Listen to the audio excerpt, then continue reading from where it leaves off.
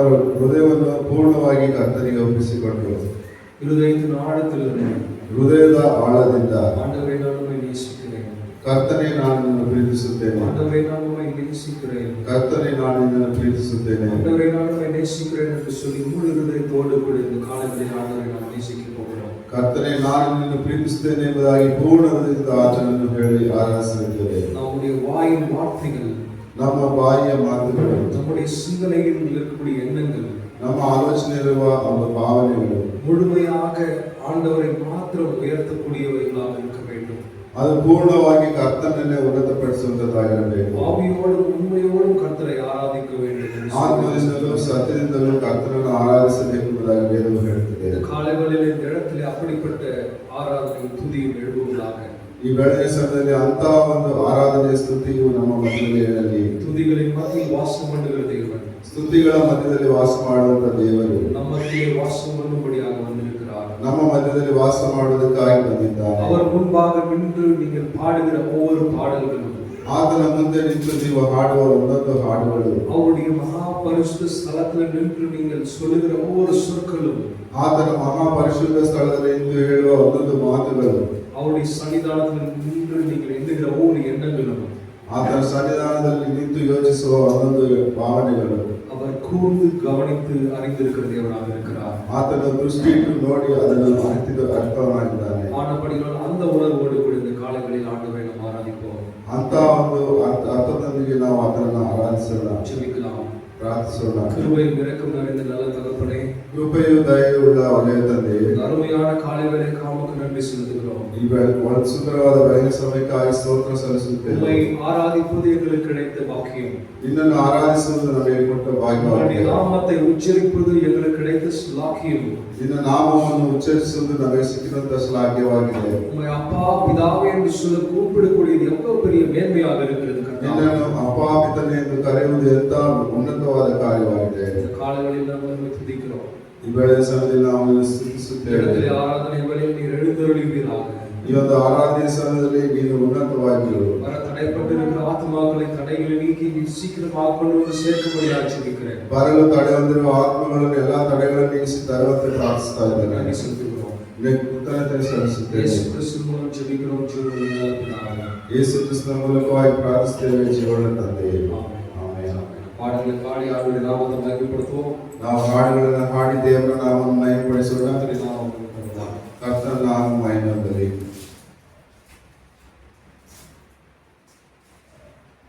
ಕರ್ತನ ನಾಮಕ್ಕೆ ಸ್ತೋತ್ರವಾಗಲಿ.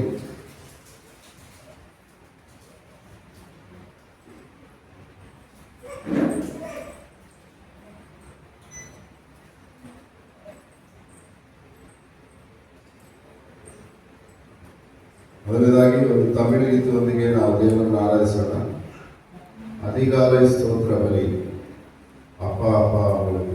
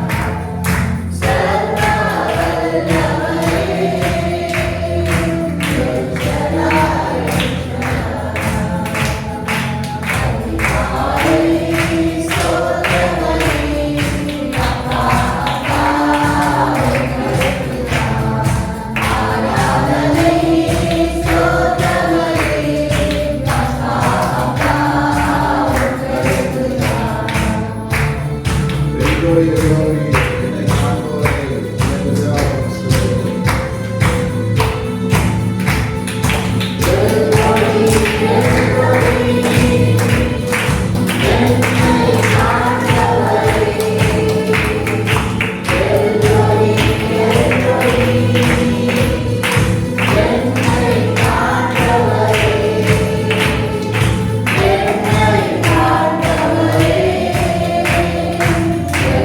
Thank you.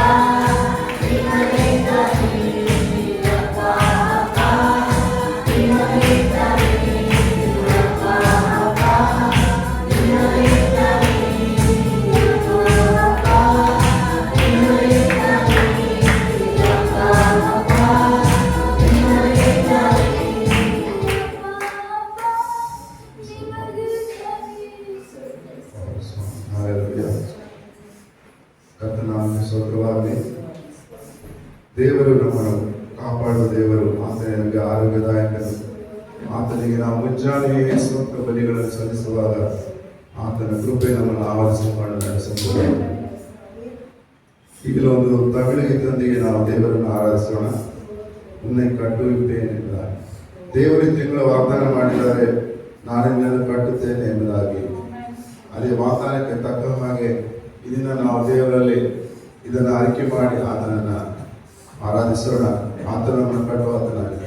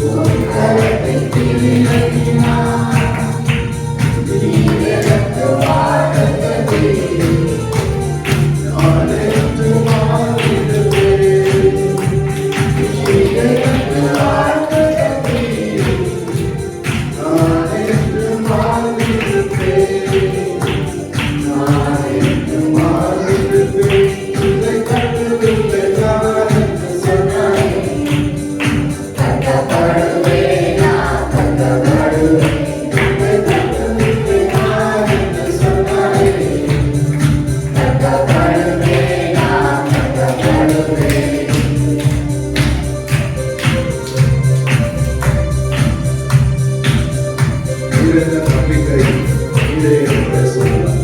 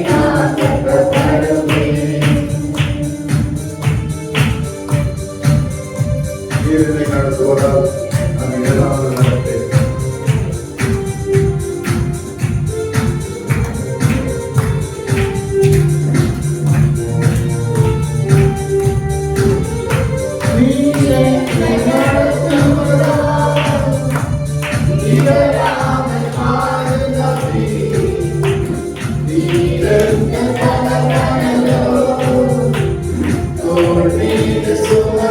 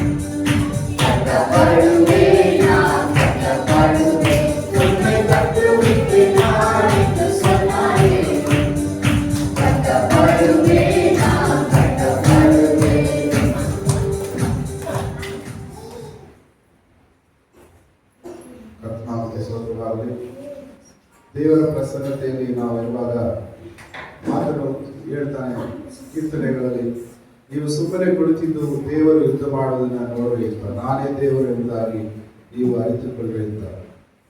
ನಾವು ಮಾಡಬೇಕಾದಂತೆ ನಮ್ಮ ಸ್ವಂತ ಬಲದಲ್ಲಿ ನಾವು ಎಷ್ಟು ಹೋರಾಡಲು ನೋಡ್ತೇವೆ, ಆದರೆ ಜಯವನ್ನು ಹೊಂದೋದಕ್ಕೆ ಆಗೋದಿಲ್ಲ. ಆದರೆ ನಾವು ಯಾವಾಗ ಕರ್ತನ ಪರಿಶ್ರಮದಲ್ಲಿ ಇರ್ತೇವೋ ಆಗ ದೇವರು ನಮಗೆ ಬೇಕಾದ ಜಯವನ್ನು ಆತನ ಯುದ್ಧ ಮಾಡಿ ನಮಗೆ ಕೊಡುತ್ತಾನೆ. ಅದರಲ್ಲಿ ಸೋಲು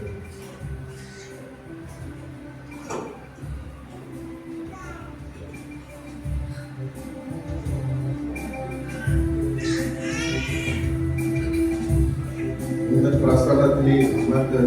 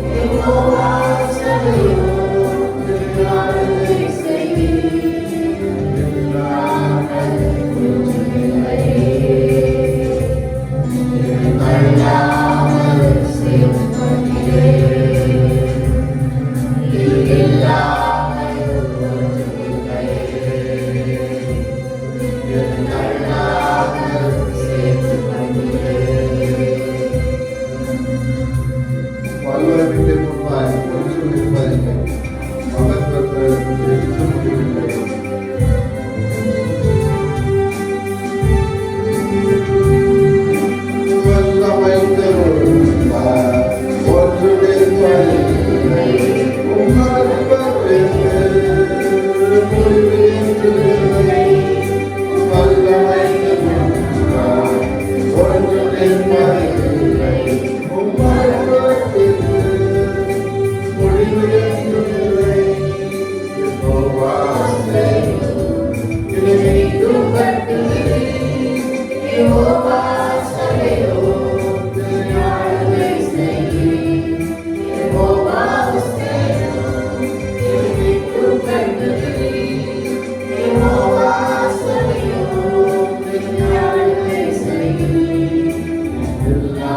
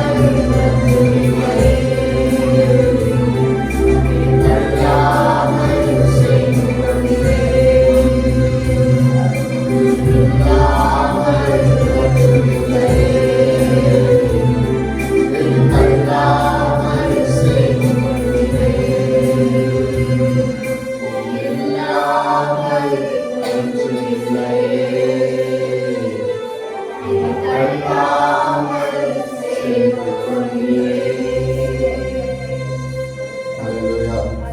ನಮ್ಮನ್ನು ಎಂದಿಗೂ ತಳ್ಳಿಬಿಡುವ ದೇವರಲ್ಲ. ಆತನು ಮತ್ತೆ ಸೇರಿಸಿಕೊಂಡು ನಮ್ಮನ್ನು ಒಂದು ಆಲಯವಾಗಿ ಕಟ್ಟುತ್ತಾ ಇದ್ದಾರೆ. ಕರ್ತನಾಮಕ್ಕೆ ಸ್ತೋತ್ರ. ಜೀವವುಳ್ಳ ಕಲ್ಲುಗಳಾಗಿ ಯೇಸು ಕ್ರಿಸ್ತನೆಂಬ ಮೂಲೆ ಕಲ್ಲಿನ ಮೇಲೆ ಕಟ್ಟುತ್ತಾ ಇರಲ್ಪಡುವ ಒಂದು ನಿವಾಸ ಸ್ಥಾನವಾಗಿದೆ ಸ್ವಾಮಿ.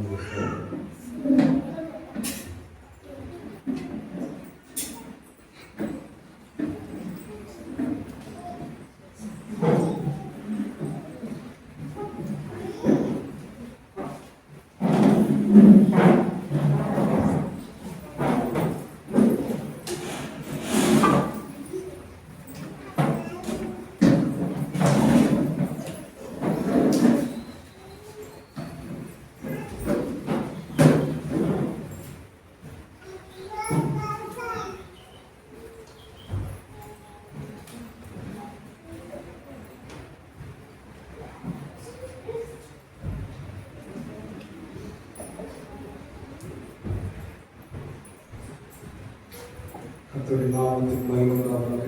கர்த்தருடைய நாமத்துக்கு மகிமை உண்டாகಲಿ.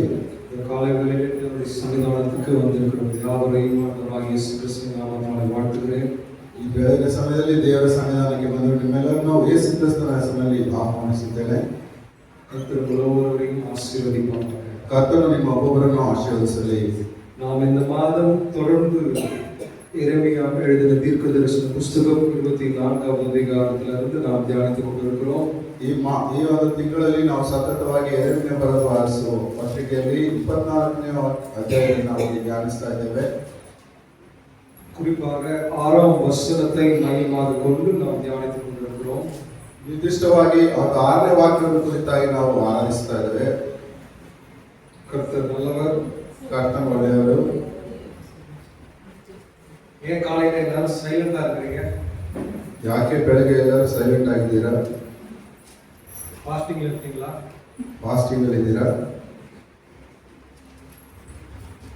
நீங்க கூட இன்டராக்ட் பண்ணிட்டு கர்த்தருடைய வசனத்தை கேட்கும்போது அது உங்களுக்கு ஆரோக்கியமாக இருக்கும். ನೀವು ಜೊತೆಗೆ ಸಂಭಾಷಿಸುತ್ತಾ ದೇವರ ವಾಕ್ಯವನ್ನು ಕೇಳುವಾಗ ಅದು ಆರೋಗ್ಯಕರವಾಗಿರುತ್ತದೆ. விழித்திருக்கிறீர்கள் என்பதை நான் அறிந்து கொள்வேன். ನೀವು ಜಾಗರೂಕತೆಯಾಗಿದ್ದೀರಿ ಎಂಬುದನ್ನು ನಾನು ತಿಳ್ಕೊಳ್ತೇನೆ. எரேமியா எழுதின தீர்க்கதரிசன புஸ்தகம் 24வது அதிகாரம் 6ஆம் வசனம் வாசிக்கலாம். ಯೆರೆಮೀಯ ಬರೆದ ಪ್ರವಾದನೆ ಪುಸ್ತಕ 24ನೇ ಅಧ್ಯಾಯ 6ನೇ ವಾಕ್ಯವನ್ನು ಓದಿಕೊಳ್ಳೋಣ. ಅವರನ್ನು ಕಟಾಕ್ಷಿಸಿ ಈ ದೇಶಕ್ಕೆ ತಿರುಗಿ ಬರಮಾಡುವೆನು, ಅವರನ್ನು ಕಟ್ಟುವೆನು, ಕೆಡುವುದಿಲ್ಲ, ನೆಡುವೆನು, ಕೀಳುವುದಿಲ್ಲ. ಅವರು ನನ್ನನ್ನು ಯೆಹೋವನೆಂದು ಗ್ರಹಿಸತಕ್ಕ ಹೃದಯವನ್ನು ಅವರಿಗೆ ಅನುಗ್ರಹಿಸುವೆನು. ಅವರು ನನ್ನ ಜನರಾಗಿರುವರು, ನಾನು ಅವರ ದೇವರಾಗಿರುವೆನು. ಅವರು ನನ್ನ ಕಡೆಗೆ ಮನಪೂರ್ವಕವಾಗಿ ತಿರುಗಿ ಬರುವರು. இந்த இடத்துல கர்த்தர் எப்படி தம்முடைய மக்களை கட்ட வேண்டும் என்று சொல்லி விரும்புகிறார் என்பதை அவர் வெளியரங்கமாக சொல்லுகிறதை நாம் பார்க்கிறோம். ಈ ಒಂದು ಸ್ಥಳದಲ್ಲಿ ಕರ್ತನು ತನ್ನ ಜನರನ್ನು ಯಾವ ರೀತಿಯಲ್ಲಿ ಕಟ್ಟುತ್ತೇನೆ ಎಂಬುದಾಗಿ ಹೇಳಿದ್ದನ್ನು ಹೊರನೋಟವಾಗಿ ಹೇಳಿದ್ದನ್ನು ನಾವು ನೋಡ್ತೇವೆ. கடந்த வாரத்திலே நாம் தியானிக்கும் போது ಕಳೆದ ವಾರದಲ್ಲಿ ನಾವು ಧ್ಯಾನಿಸುವಾಗ கர்த்தர் எப்படி எல்லா காரியங்களையும் தீர்மானிக்கிறார் என்பதை குறித்து நாம் பார்த்தோம். ಕರ್ತನು ಹೇಗೆ ಎಲ್ಲಾ ಕಾರ್ಯಗಳನ್ನು ತೀರ್ಮಾನಿಸುತ್ತಾನೆ ಎಂಬುದನ್ನು ನೋಡಿದೆವು. நேபுகாத்நேச்சர் நினைத்தான், நான் இஸ்ரவேலில் இருக்கக்கூடிய தலை சிறந்த மக்களை நான் எடுத்துக்கொண்டு செல்லுகிறேன் என்று சொல்லி ನೆಬೂಕದ್ನೆಚ್ಚರನು ಅಂದುಕೊಂಡನು, ಇಸ್ರಾಯೇಲರಲ್ಲಿರುವ ಶ್ರೇಷ್ಠರಾದ ವ್ಯಕ್ತಿಗಳನ್ನು ನಾನು ತೆಗೆದುಕೊಂಡು ಹೋಗ್ತಾ ಇದ್ದೇನೆ ಎಂಬುದಾಗಿ. யூதாவின் மக்கள் நினைத்தார்கள், நம்முடைய குடும்பத்தாரை இன்னொருவன் வந்து அடிமையாக எடுத்து செல்கிறானே என்று சொல்லி வியாகுலப்பட்டார்கள். ಯಹೂದದ ಜನರು ನಮ್ಮ ಜನರನ್ನು ಯಾರೋ ಬೇರೊಬ್ಬರು ಬಂದು ಅವರು ದಾಸರಾಗಿ ತೆಗೆದುಕೊಂಡು ಹೋಗ್ತಾರೆ ಎಂಬುದಾಗಿ ಅವರು ನೋಡಿದರು. உலகத்தில் இருந்த மற்ற மனிதர்களும் பார்த்தார்கள், பாபிலோனுடைய ராஜா எவ்வளவு வல்லமை படைத்தவனாக இருக்கிறான். ಲೋಕದವರೆಲ್ಲ ನೋಡಿದ್ರು, ಬಾಬಿಲೋನಿನ ಅರಸನು ಎಷ್ಟು ಪರಾಕ್ರಮಶಾಲಿಯಾಗಿದ್ದಾನೆ.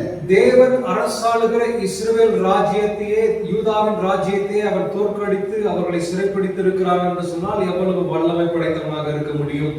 ದೇವರು ಆಳ್ವಿಕೆ ಮಾಡುವಂತಹ ಒಂದು ಇಸ್ರಾಯೇಲರ ಜನರನ್ನೇ ಅವನು ಗೆದ್ದು ಆ ಜನರನ್ನು ಸೆರೆ ಹಿಡಿದಾದರೆ ಎಷ್ಟು ದೊಡ್ಡವನೆಂಬುದಾಗಿ ನೋಡಿದರು. இப்படிதான் மனிதர்கள் பார்த்து கொண்டிருந்தார்கள். ಹೀಗೆ ಮನುಷ್ಯರು ನೋಡ್ತಾ ಇದ್ದಾರೆ. ஆனால் ஆண்டவர் ஒரு தரிசனத்தை காண்பிக்கிறார்.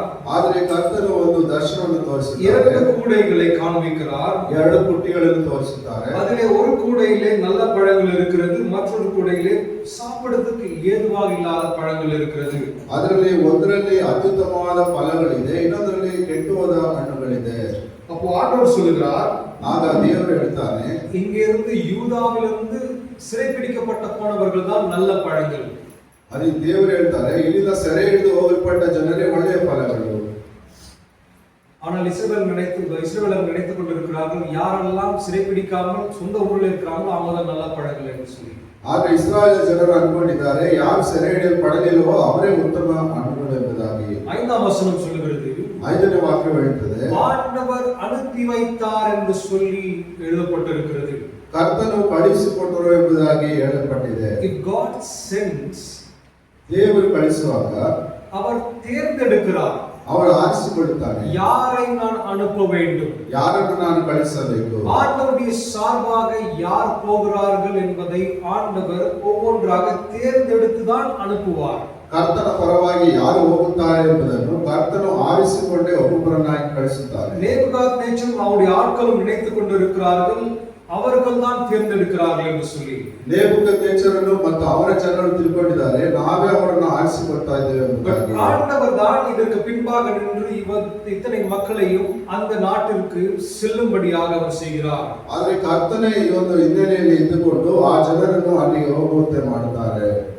எதிராளி நினைத்துக் கொண்டிருக்கிறான், இவர்களை நான் சிறைப்பிடித்திருக்கிறேன் என்று சொல்லி. ಅಲ್ಲಿ ವಿರೋಧಿ ಅಂದುಕೊಳ್ತಾನೆ, ನಾನು ಇವರನ್ನು ಸೆರೆ ಹಿಡಿದಿದ್ದೇನೆ ಎಂಬುದಾಗಿ. கர்த்தர் தம்மை வெளிப்படுத்தி காண்பிக்க வேண்டும் என்பதற்காக, ಆದರೆ ಕರ್ತನು ತನ್ನನ್ನು ಪ್ರಕಟಪಡಿಸಿ ತೋರಿಸುವುದಕ್ಕಾಗಿ, பாபிலோன் இருக்கக்கூடிய ஆண்டவரை அறியாத பிள்ளைகள் ஆண்டவரை அறிந்து கொள்ள வேண்டும் என்பதற்காக இவர்களை ஆண்டவர் அனுப்புகிறார். ಬಾಬಿಲೋನಲ್ಲಿರುವ ಕರ್ತನನ್ನು ತಿಳಿದ ಜನರು ಕರ್ತನನ್ನು ತಿಳಿದುಕೊಳ್ಳುವುದಕ್ಕಾಗಿ ಇವರನ್ನು ಕಳಿಸುತ್ತಾ ಇದ್ದಾರೆ. ஆண்டவர் அனுப்பாவிட்டால் நேபுகாத்நேச்சர் வந்து எடுத்துக்கொண்டு செல்ல முடியாது. ಕರ್ತನು ಕಳಿಸದಿದ್ದರೆ ನೆಬೂಕದ್ನೆಚ್ಚರನು ಬಂದು ತೆಗೆದುಕೊಂಡು ಹೋಗಲು ಆಗುವುದಿಲ್ಲ. இந்த உலகத்தில் இருக்கவர்களுடைய சிந்தனை கண்ணோட்டங்கள் வித்தியாசமாக இருக்கலாம். ಈ ಲೋಕದಲ್ಲಿರುವ ಆಲೋಚನೆಯು ಮತ್ತು ಕಣ್ಣೋಟವು ಬೇರೆ ಆಗಿರಬಹುದು. ஆனால் ஆண்டவர் இவைகள் எல்லாவற்றுக்கும் பின்பாக இருந்து தம்முடைய செய்கைகளை செய்து கொண்டிருக்கிறார். ಆದರೆ ಕರ್ತನು ಇವೆಲ್ಲದರ ಹಿಂದೆ ಇದ್ದುಕೊಂಡು ಅವನ ಕಾರ್ಯಗಳನ್ನು ಮಾಡ್ತಾ ಇದ್ದಾನೆ. இந்த உலகத்துல எவ்வளவுதான் அறிவியல் முன்னேற்றம் இருந்தாலும், ಈ ಲೋಕದಲ್ಲಿ ಎಷ್ಟು ತಂತ್ರಜ್ಞಾನವು ಬೆಳೆದರು, உலகத்திலே தலை சிறந்த ஞானிகளையும் ஆச்சரியப்படுத்தக்கூடிய விதத்திலே ஆண்டவர் பல செய்கைகளை செய்து கொண்டிருக்கிறார். ಲೋಕದಲ್ಲಿರುವ ಎಲ್ಲಾ ಜ್ಞಾನಿಗಳು ಆಶ್ಚರ್ಯಪಡುವ ರೀತಿಯಲ್ಲಿ ಕರ್ತನು ಕೆಲಸವನ್ನು ಮಾಡ್ತಾ ಇದ್ದಾರೆ. எந்தெந்த காரியம் எல்லாம் ஆண்டவர் சரியாக செய்யவில்லை என்று சொல்லி விஞ்ஞானிகள் யோசித்து அதை நிராகரிக்கிறார்களோ, ಯಾವ ಯಾವ ಕೆಲಸಗಳು ಕರ್ತನಿಂದ ಸರಿಯಾಗಿ ಮಾಡಲ್ಪಡಲಿಲ್ಲ ಎಂಬುದಾಗಿ ವಿಜ್ಞಾನಿಗಳು ನಿರಾಕರಿಸುತ್ತಾರೋ அவைகள் தான் மிகவும் முக்கியமான காரியங்களாக மீண்டுமாக ஆண்டவர் அவர்களை பார்க்கும்படி செய்கிறார். ಅದನ್ನೇ ದೇವರು ಮತ್ತೆ ಅದನ್ನು ವಿಶೇಷವಾದ ಕಾರ್ಯವಾಗಿ ಅವರು ನೋಡುವಂತೆ ಮಾಡುತ್ತಾನೆ. இந்த பூமியிலே ஆண்டவர் உருவாக்கின ஒவ்வொரு ஜீவராசிகளும் ಈ ಲೋಕದಲ್ಲಿ ದೇವರು ಉಂಟು ಮಾಡಿದಂತ ಒಂದೊಂದು ಜೀವರಾಶಿಗಳು ஒரு நோக்கத்தோடு தான் உருவாக்கப்பட்டிருக்கிறது. ಅದು ಒಂದು ಉದ್ದೇಶಕ್ಕಾಗಿಯೇ ಉಂಟು ಮಾಡಲ್ಪಟ್ಟಿದೆ. நம்முடைய கண்களால் பார்க்க முடியாதபடி இருக்கக்கூடிய ஜீவராசிகளும் சரி, ನಮ್ಮ ಕಣ್ಣಿಗೆ ಕಾಣಿಸದಾಗಿರುವಂತಹ ಜೀವರಾಶಿಗಳು ಸರಿ, நம்முடைய சரீரத்துல எத்தனை ஜீவராசிகள் வாழ்ந்து கொண்டிருக்கிறது தெரியுமா உங்களுக்கு? ನಮ್ಮ ಶರೀರದಲ್ಲಿ ಎಷ್ಟು ಜೀವರಾಶಿಗಳು ಜೀವಿಸ್ತಾ ಇದೆ ಅಂತ ನಿಮಗೆ ಗೊತ್ತಾ? நம்முடைய முகத்துல எவ்வளவு உயிரினங்கள் வாழ்ந்து கொண்டு இருக்கு தெரியுமா? ನಮ್ಮ ಮುಖದಲ್ಲಿ ಎಷ್ಟು ಜೀವಗಳು ಇದೆ ಅಂತ ನಿಮಗೆ ಗೊತ್ತಾ? நம்முடைய தலை ஸ்கால்ப்ல எத்தனை ஜீவராசிகள் வாழ்ந்து கொண்டிருக்கிறது தெரியுமா? ನಮ್ಮ ತಲೆ ಕೂದಲುಗಳಲ್ಲಿ ಎಷ್ಟು ಜೀವರಾಶಿಗಳು ಜೀವಿಸ್ತಾ ಇದೆ ಗೊತ್ತಾ? அதாவது ஒரு மனுஷனுக்கு ஒவ்வொரு நாளும் அநேக டெட் செல்ஸ் உருவாகிறது.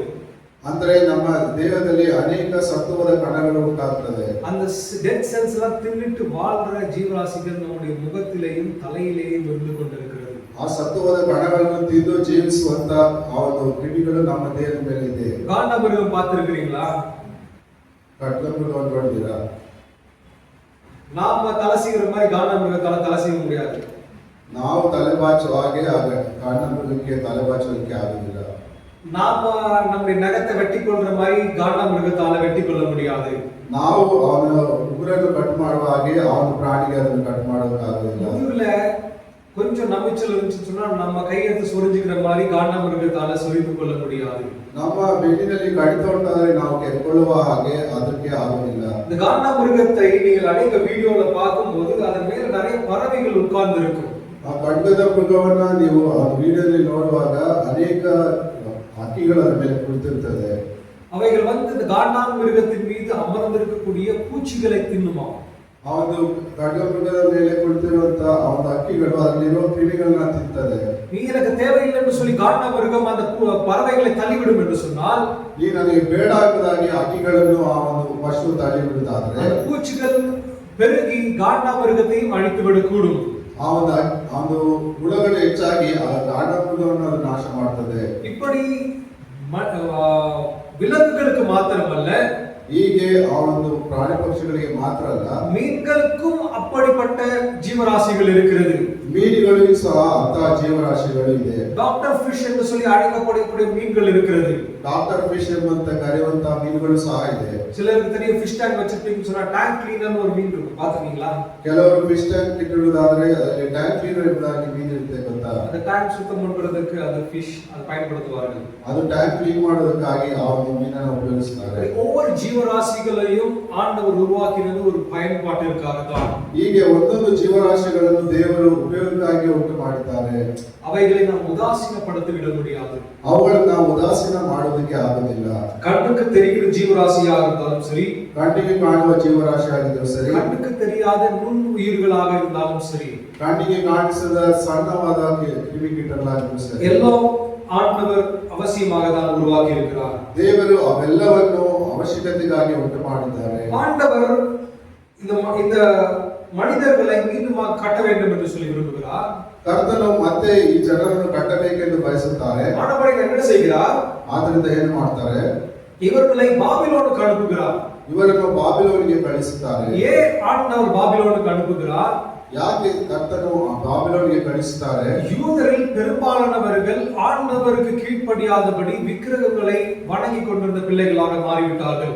ಯಹೂದ್ಯರು ಕರ್ತನಿಗೆ ವಿಧೇಯರಾಗದೆ ವಿಗ್ರಹಾರಾಧನೆ ಮಾಡುತ್ತಿದ್ದವರಾಗಿ ಮಾರ್ಪಟ್ಟಿದ್ದರು. அப்படிப்பட்ட செய்கைகளை ஆண்டவர் அங்கீகரிப்பதில்லை. ಅಂತಹ ಕ್ರಿಯೆಗಳನ್ನು ದೇವರು ಅಂಗೀಕರಿಸುವುದಿಲ್ಲ. உன்னை சீர்படுத்த வேண்டும், ನೀನನ್ನು ಸರಿಪಡಿಸಬೇಕು, உன்னை நான் கட்டுவதற்கு ஏற்ற பொருளாக மாற வேண்டும் என்பதற்காக ஆண்டவர் மனிதர்களை ಬಾಬಿಲೋನಿಗೆ ಅನುப்புகிறார். ನೀನು ಕಟ್ಟುವುದಕ್ಕೆ ಸರಿಯಾದ ರೀತಿಯಲ್ಲಿ ಪಕ್ವವಾಗುವ ವಸ್ತುವಾಗಿ ಮಾರ್ಪಡಬೇಕೆಂಬುದಾಗಿ ಬಾಬಿಲೋನಿಗೆ ಕಳಿಸುತ್ತಾರೆ. ಬಾಬಿಲೋನಿಗೆ ಅನುப்பும்போது நிறைய முக்கியமான ஆட்கள் போகிறார்கள்.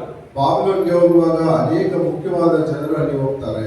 அவர் நினைத்துக் கொண்டிருக்கிறார்கள் நாம் சிறைப்பிடிக்கப்பட்டு விட்டோம் என்று சொல்லி. ಅವರು ಅಂದುಕೊಂಡಿದ್ದಾರೆ ನಾವು ಸೆರೆ ಹಿಡಿಯಲ್ಪಟ್ಟಿದ್ದೇವೆ ಎಂಬುದಾಗಿ. ஆனால் தேவனுடைய பிள்ளைகளுடைய வாழ்க்கையிலே ஆண்டவர் கண்ணை வைத்திருக்கிறபடியால், ಆದರೆ ದೇವರ ಮಕ್ಕಳ ಜೀವನದಲ್ಲಿ ಕರ್ತನ ದೃಷ್ಟಿಯನ್ನು ಇಟ್ಟಿರುವುದರಿಂದ, அவர் ஆலோசனை சொல்லுகிற தேவனாக இருக்கிறபடியால், ಆತನ ಆಲೋಚನೆಯನ್ನು ಹೇಳುವ ದೇವರಾಗಿರುವುದರಿಂದ, அவர் வழி நடத்துகிற தேவனாக இருக்கிறார். ಆತನು ದಾರಿ ನಡೆಸುವ ದೇವರಾಗಿದ್ದಾನೆ. வசனத்தை பார்க்கும்போது ஆண்டவர் எப்படி சொல்லுகிறார் என்று சொன்னால், ವಾಕ್ಯವನ್ನು ನೋಡುವಾಗ ಕರ್ತನು ಯಾವ ರೀತಿ ಹೇಳ್ತಾರೆ ಅಂದ್ರೆ, அவரை பிடுங்குவதில்லை, ಆತನು ಕೀಳುವುದಿಲ್ಲ, அழித்து போடுவதில்லை, ಕೆಡಿಸುವುದಿಲ್ಲ, அழித்து போட்டு அவர்களை தூக்கி விடுவதற்கு அல்ல, ಅವರನ್ನು ಮಾಡುವಂತೆ ಮಾಡಿ ತೆಗೆದುಹಾಕುವುದಲ್ಲ, அவர்களை கட்டி நாட்டுவேன் என்று சொல்லி வேதவசனம் சொல்லுகிறது. ಅವರನ್ನು ಕಟ್ಟಿ ನೆಡುವೆನು ಎಂಬುದಾಗಿ ವೇದವಾಕ್ಯವು ಹೇಳುತ್ತದೆ. ஆண்டவர் ஒரு மனிதனை கட்டுவதற்கு முன்பதாக ಕರ್ತನು ಒಬ್ಬ ಮನುಷ್ಯನನ್ನು ಕಟ್ಟುವುದಕ್ಕೆ சில ಮುಂಚಿತವಾಗಿ காரியங்களை அவனுடைய வாழ்க்கையிலிருந்து ஆண்டவர் எடுத்து போடுகிறார். ಕೆಲವು ಕಾರ್ಯಗಳನ್ನು ಅವನ ಜೀವನದಿಂದ ತೆಗೆದುಹಾಕುತ್ತಾರೆ. மோசேயினுடைய வாழ்க்கையை நீங்கள் பார்க்கும்போது ಮೋಶೆಯ ಜೀವನವನ್ನು ನೀವು ನೋಡುವಾಗ அவன் பார்வோனுடைய அரண்மனையிலே வாழ்கிற ஒரு மனிதனாக, ஒரு அதிகாரம் நிறைந்த மனிதனாக அவன் இருக்கிறான். ಫರೋಹನ ಅರಮನೆಯಲ್ಲಿ ಒಂದು ಅಧಿಕಾರವುಳ್ಳ ವ್ಯಕ್ತಿಯಾಗಿ ಅವನು ಜೀವಿಸ್ತಾನೆ. அவனுக்குள்ளாக ஒரு பெருமை இருக்கிறது. ಅವನಲ್ಲಿ ಒಂದು ಹೆಮ್ಮೆ ಇದೆ. ஆண்டவர் அந்த பெருமையை அழித்து அவனை வனாந்தரமான பகுதிக்கு அவனை அனுப்பி விடுகிறார். ಕರ್ತನು ಅವನ ಹೆಮ್ಮೆಯನ್ನು ನಾಶ ಮಾಡಿ ಅವನನ್ನು ಒಂದು ಅರಣ್ಯದ ಪ್ರದೇಶಕ್ಕೆ ಕಳಿಸುತ್ತಾರೆ. அவன் மீண்டுமாக எகிப்துக்கு செல்ல முடியாதபடி அவனுடைய சிந்தனை அவனை தடுத்துக் கொண்டிருந்தது.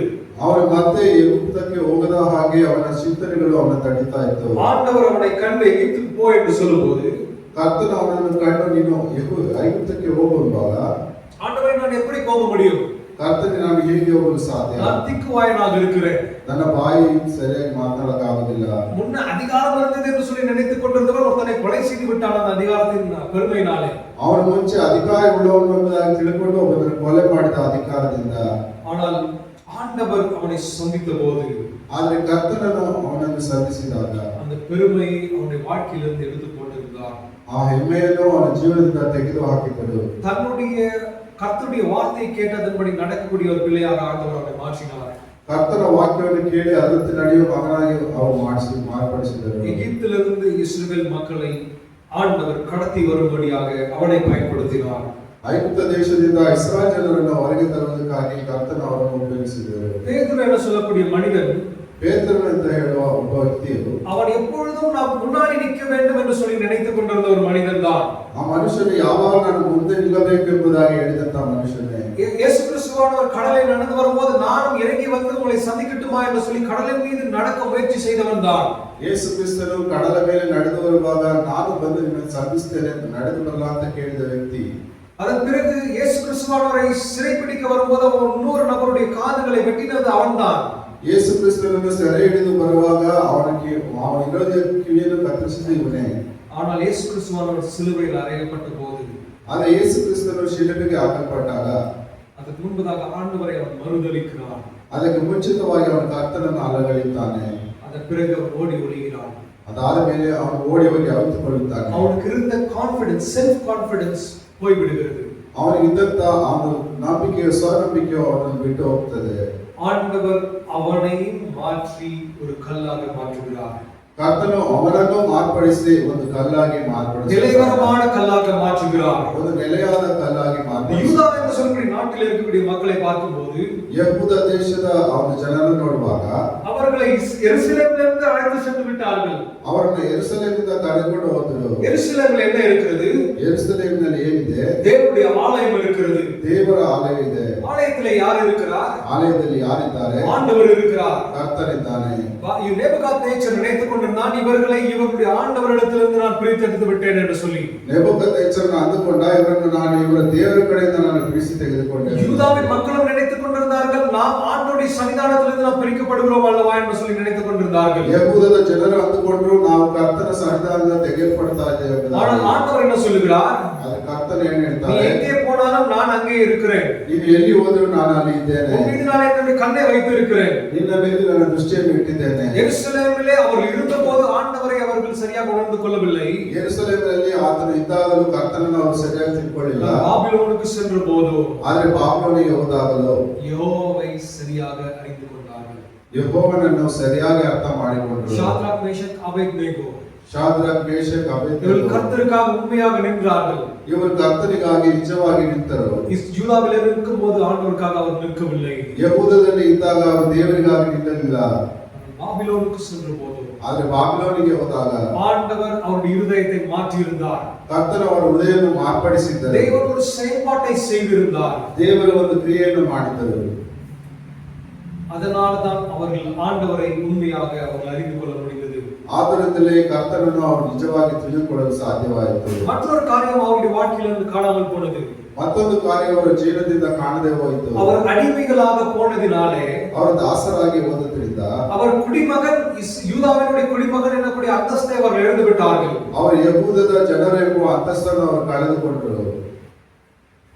அவர்கள் எதிர்காலம் என்று சொல்லி நினைத்துக் கொண்டிருந்த எல்லா காரியங்களும் அவர்கள் இழந்து விட்டார்கள். ಅವರು ಭವಿಷ್ಯ ಎಂಬುದಾಗಿ ತಿಳ್ಕೊಂಡಿದ್ದ ಎಲ್ಲಾ ಕಾರ್ಯಗಳನ್ನು ಅವರು ಕಳೆದುಕೊಂಡರು. சொந்த நாட்டை இழந்து விட்டு இருக்கிறார்கள். ಸ್ವಂತ ದೇಶವನ್ನು தங்களுடைய ಕಳೆದುಕೊಂಡಿದ್ದಾರೆ. ராஜாவை இழந்து விட்டு இருக்கிறார்கள். ತಮ್ಮ ಅರಸನನ್ನು ಕಳೆದುಕೊಂಡಿದ್ದಾರೆ. தங்களை பாதுகாக்கிற ராணுவம் அழிந்து விட்டது. ಅವರನ್ನು ಕಾಪಾಡಿದ ಸೈನ್ಯವು ನಾಶವಾಯಿತು. ஆண்டவர் மாத்திரம்தான் இருந்தார்.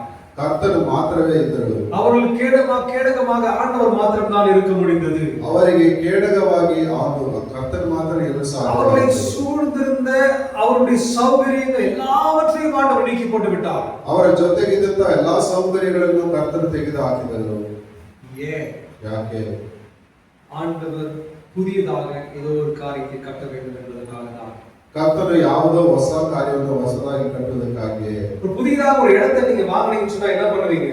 ನೀವು ಹೊಸದಾಗಿ ಒಂದು ಸ್ಥಳವನ್ನು ತೆಗೆದುಕೊಂಡ್ರೆ ಏನ್ ಮಾಡ್ತೀರಿ? காசு கொடுத்து போயிட்டு எல்லாம் உங்க பேர்ல ரெஜிஸ்டர் பண்ணதுக்கு அப்புறம் என்ன பண்ணுவீங்க? ಮೊದಲು ಹೋಗಿ ಹಣ ಕೊಟ್ಟು ಅದನ್ನು ನಿಮ್ಮ ಹೆಸರಿಗೆ ಮಾಡಿಕೊಂಡ ಮೇಲೆ ಏನ್ ಮಾಡ್ತೀರಿ?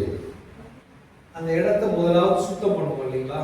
ಮೊದಲಾಗಿ ಸ್ಥಳವನ್ನು ಶುದ್ಧ ಮಾಡ್ತೀವಲ್ಲ. அதுல இருக்கக்கூடிய எல்லா செடி கொடி மரங்கள் பழைய ஏதாச்சும் பில்டிங் ஏதாச்சும் ரூம் இருந்துச்சுன்னு சொன்னா எல்லாத்தையும் டெமாலிஷ் பண்ணிட்டு ಅಲ್ಲಿದ್ದಂತ ಗಿಡ ಮರಗಳು ಎಲ್ಲವನ್ನು ಮತ್ತು ಹಳೆ ಮನೆ ಇದೆ ಅದನ್ನು ಕೆಡವಿ ಹಾಕಿ அதை சமப்படுத்தி ಅದನ್ನು ಸಮ ಮಾಡಿ ஒரு வேலி போடுவீர்கள் இல்லையா?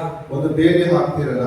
எப்போ நீங்க உங்க நிலத்தை சமப்படுத்தி பண்றீங்களோ அப்பதான் உங்க நிலம் எவ்வளவு பெருசு என்று சொல்லி உங்களுக்கு தெரியும்.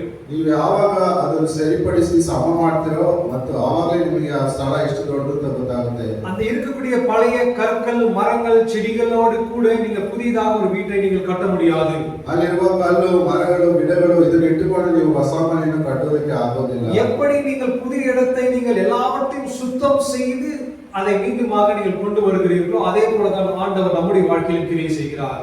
ಹೇಗೆ ನೀವು ಒಂದು ಹೊಸ ಸ್ಥಳವನ್ನು ಎಲ್ಲವನ್ನು ತೆಗೆದುಹಾಕಿ ಶುದ್ಧ ಮಾಡ್ತೀರೋ ಅದೇ ರೀತಿಯಾಗಿ ದೇವರು ನಮ್ಮ ಜೀವನದಲ್ಲಿ ಕ್ರಿಯೆ ಮಾಡುತ್ತಾನೆ. தேவையில்லாத எல்லா காரியங்களும் அந்த சைட்ல இருந்து வெளியே தள்ளப்படும். ಬೇಡದೇ ಇರುವ ಕಾರ್ಯಗಳು ಆ ಒಂದು ಸೈಟ್ ನಿಂದ ಹೊರಗೆ ಹಾಕಲ್ಪಡುತ್ತದೆ. எல்லா காரியங்களும் எடுத்து போடப்படும். ಎಲ್ಲಾ ಕಾರ್ಯಗಳು ಹೊರಗೆ ಹಾಕಲ್ಪಡುತ್ತದೆ. ஏன்னு சொன்னா ஆண்டவர் புதியதாக ஒரு காரியத்தை கட்ட வேண்டும் என்று சொல்லி விரும்புகிறார். ಯಾಕಂದ್ರೆ ಕರ್ತನು ಒಂದು ಕಾರ್ಯವನ್ನು ಹೊಸದಾಗಿ ಕಟ್ಟಬೇಕೆಂದು ಬಯಸುತ್ತಾನೆ. பில்டிங் எப்படி ஸ்டேஜா வரும் இல்லைங்களா? ಬಿಲ್ಡಿಂಗ್ ಹೇಗೆ ಹಂತ ಹಂತವಾಗಿ ಬರುತ್ತಲ್ಲ. முதலாவது ஃபவுண்டேஷன் போடப்பட வேண்டும். ಮೊದಲದಾಗಿ ಅಸ್ಥಿವಾರ ಹಾಕಲ್ಪಡಬೇಕು. அதன் பிறகுதான் மற்ற காரியங்கள் எல்லாம் மேலே வர ஆரம்பிக்கும். ಅದಾದ ಮೇಲೆ ಬೇರೆ ಕಾರ್ಯಗಳು ಮೇಲೆ ಬರುತ್ತದೆ. எந்த காரியத்தை வந்து ரொம்ப ரொம்ப கவனமிட்டு கட்டுவார்கள் என்று சொன்னால் ஃபவுண்டேஷன் தான். ಯಾವ ಕಾರ್ಯವನ್ನು ಹೆಚ್ಚಾಗಿ ಗಮನವಿಟ್ಟು ಕಟ್ತಾರೆ ಅಂದ್ರೆ ಅದು ಅಸ್ಥಿವಾರನೇ. ஏன்னு சொன்னா அந்த ஃபவுண்டேஷனை திருப்பி மாத்த முடியாது. ಯಾಕಂದ್ರೆ ಅಸ್ಥಿವಾರವನ್ನು ಮತ್ತೆ ಮಾರ್ಪಡಿಸಲಾಗುವುದಿಲ್ಲ. செவுரு வேணா இடிச்சிட்டு திருப்பி நீங்க கட்டுவதற்கு முயற்சி செய்யலாம். ಗೋಡೆ ಬೇಕಾದ್ರೆ ನೀವು ಕೆಡವಿ ಬಿಟ್ಟು ಮತ್ತೆ ಕಟ್ಟೋದಕ್ಕೆ ಸಾಧ್ಯ அந்த ಮಾಡುತ್ತೆ. ஃபவுண்டேஷன் மட்டும் நல்லா கிளீனா ப்ராப்பரா ஸ்ட்ராங்காக போட வேண்டும். ಆದ್ರೆ ಅಸ್ಥಿವಾರವು ಸ್ಟ್ರಾಂಗ್ ಆಗಿ ಕ್ಲೀನ್ ಆಗಿ ಹಾಕಬೇಕು. அப்போ அந்த நிலத்தை நீங்க நோண்டும் போது என்னென்ன காரியங்கள் கிடைக்கலாம்? ಆ ಒಂದು ನೆಲವನ್ನು ತೋಡುವಾಗ ನಿಮಗೆ ಏನೆಲ್ಲ ಕಾರ್ಯ ಸಿಗಬಹುದು? மண்ணு கிடைக்குமா? ಮಣ್ಣು ಸಿಗುತ್ತಾ? கல்லு கிடைக்குமா? ಕಲ್ಲು ಸಿಗುತ್ತಾ? சில பேர் ஆத்து ஓரமாக வீடு கட்டினா தண்ணியும் கிடைக்கும். ಕೆಲವು ವೇಳೆ ಆ ಒಂದು ನದಿ ಓರದಲ್ಲಿ ಅವರು ಮನೆ ಕಟ್ಟುವುದಾದ್ರೆ ನೀರು ಸಹ ಸಿಗುತ್ತೆ. வேற என்னெல்லாம் கிடைக்கும்? ಬೇರೆ ಏನೆಲ್ಲ ಸಿಗುತ್ತೆ? கற்பாறைகள் கிடைக்கும் இல்லைங்களா? ಕಲ್ಲು ಬಂಡೆಗಳು ಸಿಗುತ್ತೆ ಅಲ್ವಾ? அது கிடைக்குதுன்னு சொல்லிட்டு அப்படியே விட்டுக்கலாம். அதையும் நாம் என்ன பண்ணுவோம்? உடைத்து விட்டு தான் அந்த ஃபவுண்டேஷனுக்கு தேவையான காரியங்களை நாம் செய்து கொண்டிருப்போம். ಅದು ಸಿಕ್ತು ಅಂತ ಹೇಳಿ ಹಾಗೆ ಬಿಟ್ಟು ಹೋಗುದಿಲ್ಲ. ಅದನ್ನು ಸಹ ಒಡೆದನೇ ನಾವು ಅಸ್ಥಿವಾರಕ್ಕೆ ಬೇಕಾದ ಕಾರ್ಯಗಳು ಮಾಡ್ತೇವೆ. ஏன்னு சொன்னா ஃபவுண்டேஷன் ரொம்ப அவசியமாக இருக்கிறது. ಯಾಕಂದರೆ ಅಸ್ಥಿವಾರವು ತುಂಬಾ ಮುಖ್ಯವಾಗಿದೆ. ஃபவுண்டேஷன் போடுவதற்கு தடையா இருக்கக்கூடிய எல்லா காரியத்தையும் நம்ம அகற்றி விடுவோம். ಅಸ್ಥಿವಾರ ಹಾಕುವುದಕ್ಕೆ ಬೇಕಾಗಿರುವ ಎಲ್ಲ ತಡೆಯನ್ನು ನಾವು ತೆಗೆದು ಹಾಕ್ತೇವೆ. எவ்வளவு கஷ்டமான காரியமாக இருந்தாலும் சரி, ಎಷ್ಟು ಕಷ್ಟವಾದ ಕಾರ್ಯವಾಗಿ எல்லாவற்றையும் நம்ம எடுத்து போட்டு விடுவோம். ಎಲ್ಲವನ್ನೂ ಸಹ ನಾವು ತೆಗೆದು ಹಾಕ್ತೇವೆ. ஏன்னு சொன்னா அது அந்த இடத்துல தேவையில்லை. ಯಾಕಂದ್ರೆ ಆ ಸ್ಥಳದಲ್ಲಿ ಅದು ಬೇಕಾಗಿಲ್ಲ. பிரதர் இந்த பாறை ரொம்ப வருஷமா இருக்கு. ಬ್ರದರ್ ಈ ಬೆಂಡೆ ತುಂಬಾ ವರ್ಷದಿಂದ ಇದೆ. இதை அசைக்க முடியாது. ಇದನ್ನು ಅಲುಗಾಡಿಸಲು ಆಗುದಿಲ್ಲ. ஆனால் நம்ம பில்டிங்க்கு அது அப்ஸ்ட்ரக்ஷன் ஆக இருக்குன்னு சொன்னா அதையும் உடைத்து தான் எடுத்து தான் ஆக வேண்டும். ಆದ್ರೆ ಆ ಬಿಲ್ಡಿಂಗ್ಗೆ ಅದು ತಡೆಯಾಗಿರುವುದಾದ್ರೆ ಅದನ್ನು ಸಹ ಒಡೆದು ತೆಗೆಯಲೇಬೇಕು. பாம்பேல ஒரு பில்டிங் கட்டி கொண்டிருக்கிறோம். ಬಾಂಬೆನಲ್ಲಿ ಒಂದು ಬಿಲ್ಡಿಂಗ್ ಕಟ್ತಾ ಇದ್ದೇವೆ. மேல ஒரு 50 ಫ್ಲೋರ್ கட்டணும்னு சொன்னா ಮೇಲೆ ಒಂದು 50 ಫ್ಲೋರ್ ಕಟ್ಟಬೇಕಂದ್ರೆ பூமி கீழே 25 ಫ್ಲೋರ್ கட்டிக்கிட்டு இருக்கிறோம். ಭೂಮಿಯ ಕೆಳಗೆ 25 ಫ್ಲೋರ್ ನಾವು ಕಟ್ತಾ ಇದ್ದೇವೆ. எல்லா பார்க்கிங்கும் பூமிக்கு அடியில. ಎಲ್ಲ ಪಾರ್ಟಿನೂ ಕೆಳಗೆ, ಭೂಮಿಯ ಕೆಳಗೆ. ஃப்ளோர் 25 ஃப்ளோர் பூமிக்கு உள்ள போயிட்டு. 25 ಫ್ಲೋರ್ ಭೂಮಿಯ ಒಳಗೆ ಹೋಗಿದೆ. வெளிய இருந்து பாக்குறவங்க என்னப்பா 50 ஃப்ளோர் கட்டணும்னு சொன்னாங்க, 2 வருஷம் ஆச்சு, ஒரு ஃப்ளோர் கூட இன்னும் வெளிய வரலையேன்னு சொல்லி யோசித்துக் கொண்டிருக்கலாம். ಹೊರಗೆ ನೋಡುವಾಗ 50 ಫ್ಲೋರ್ ಕಳಿಸ್ತಾ ಇದ್ದಾರೆ, 2 ವರ್ಷ ಆಯ್ತು, ಆದ್ರೂ ಸಹ ಏನು ಕಾಣಿಸ್ತಲ್ಲ ಅಂತ ಹೇಳ್ಬೋದು. ஏன்னா கீழ வேலை நடந்து கொண்டிருக்கிறது. ಯಾಕಂದ್ರೆ ಕೆಳಗೆ ಕೆಲಸ ನಡೀತಾ ಇದೆ. அந்த மண் சரிந்து விழுந்து விடக்கூடாதுன்னு சொல்லி பைலிங் வர்க் செய்து கொண்டிருப்பார்கள். ಮಣ್ಣು ಅದು ಜಾರಿ ಬೀಳಬಾರದು ಎಂಬುದಾಗಿ ಫೈಟಿಂಗ್ ಕೆಲಸವನ್ನು ಮಾಡ್ತಾ ಇರ್ತಾರೆ.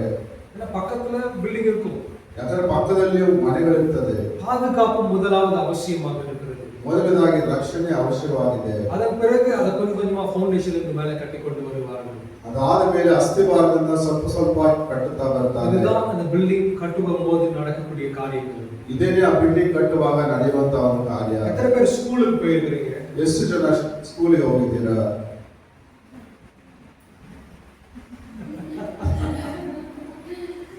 உங்க ரேங்க் கார்டெல்லாம் கேட்க மாட்டேன். ನಿಮ್ಮ ರ್ಯಾಂಕ್ ಕಾರ್ಡ್ ಎಲ್ಲ ಕೇಳೋದಿಲ್ಲ. ஸ்கூல் பேக் எடுத்து போயிருக்கீங்களா? ಸ್ಕೂಲ್ ಬ್ಯಾಗ್ ತಗೊಂಡು ಹೋಗಿದ್ದೀರಾ? புக்ஸ் எல்லாம் கொடுத்துருக்காங்களா? ಬುಕ್ಸ್ ಎಲ್ಲ ಕೊಟ್ಟಿದ್ದಾರಾ?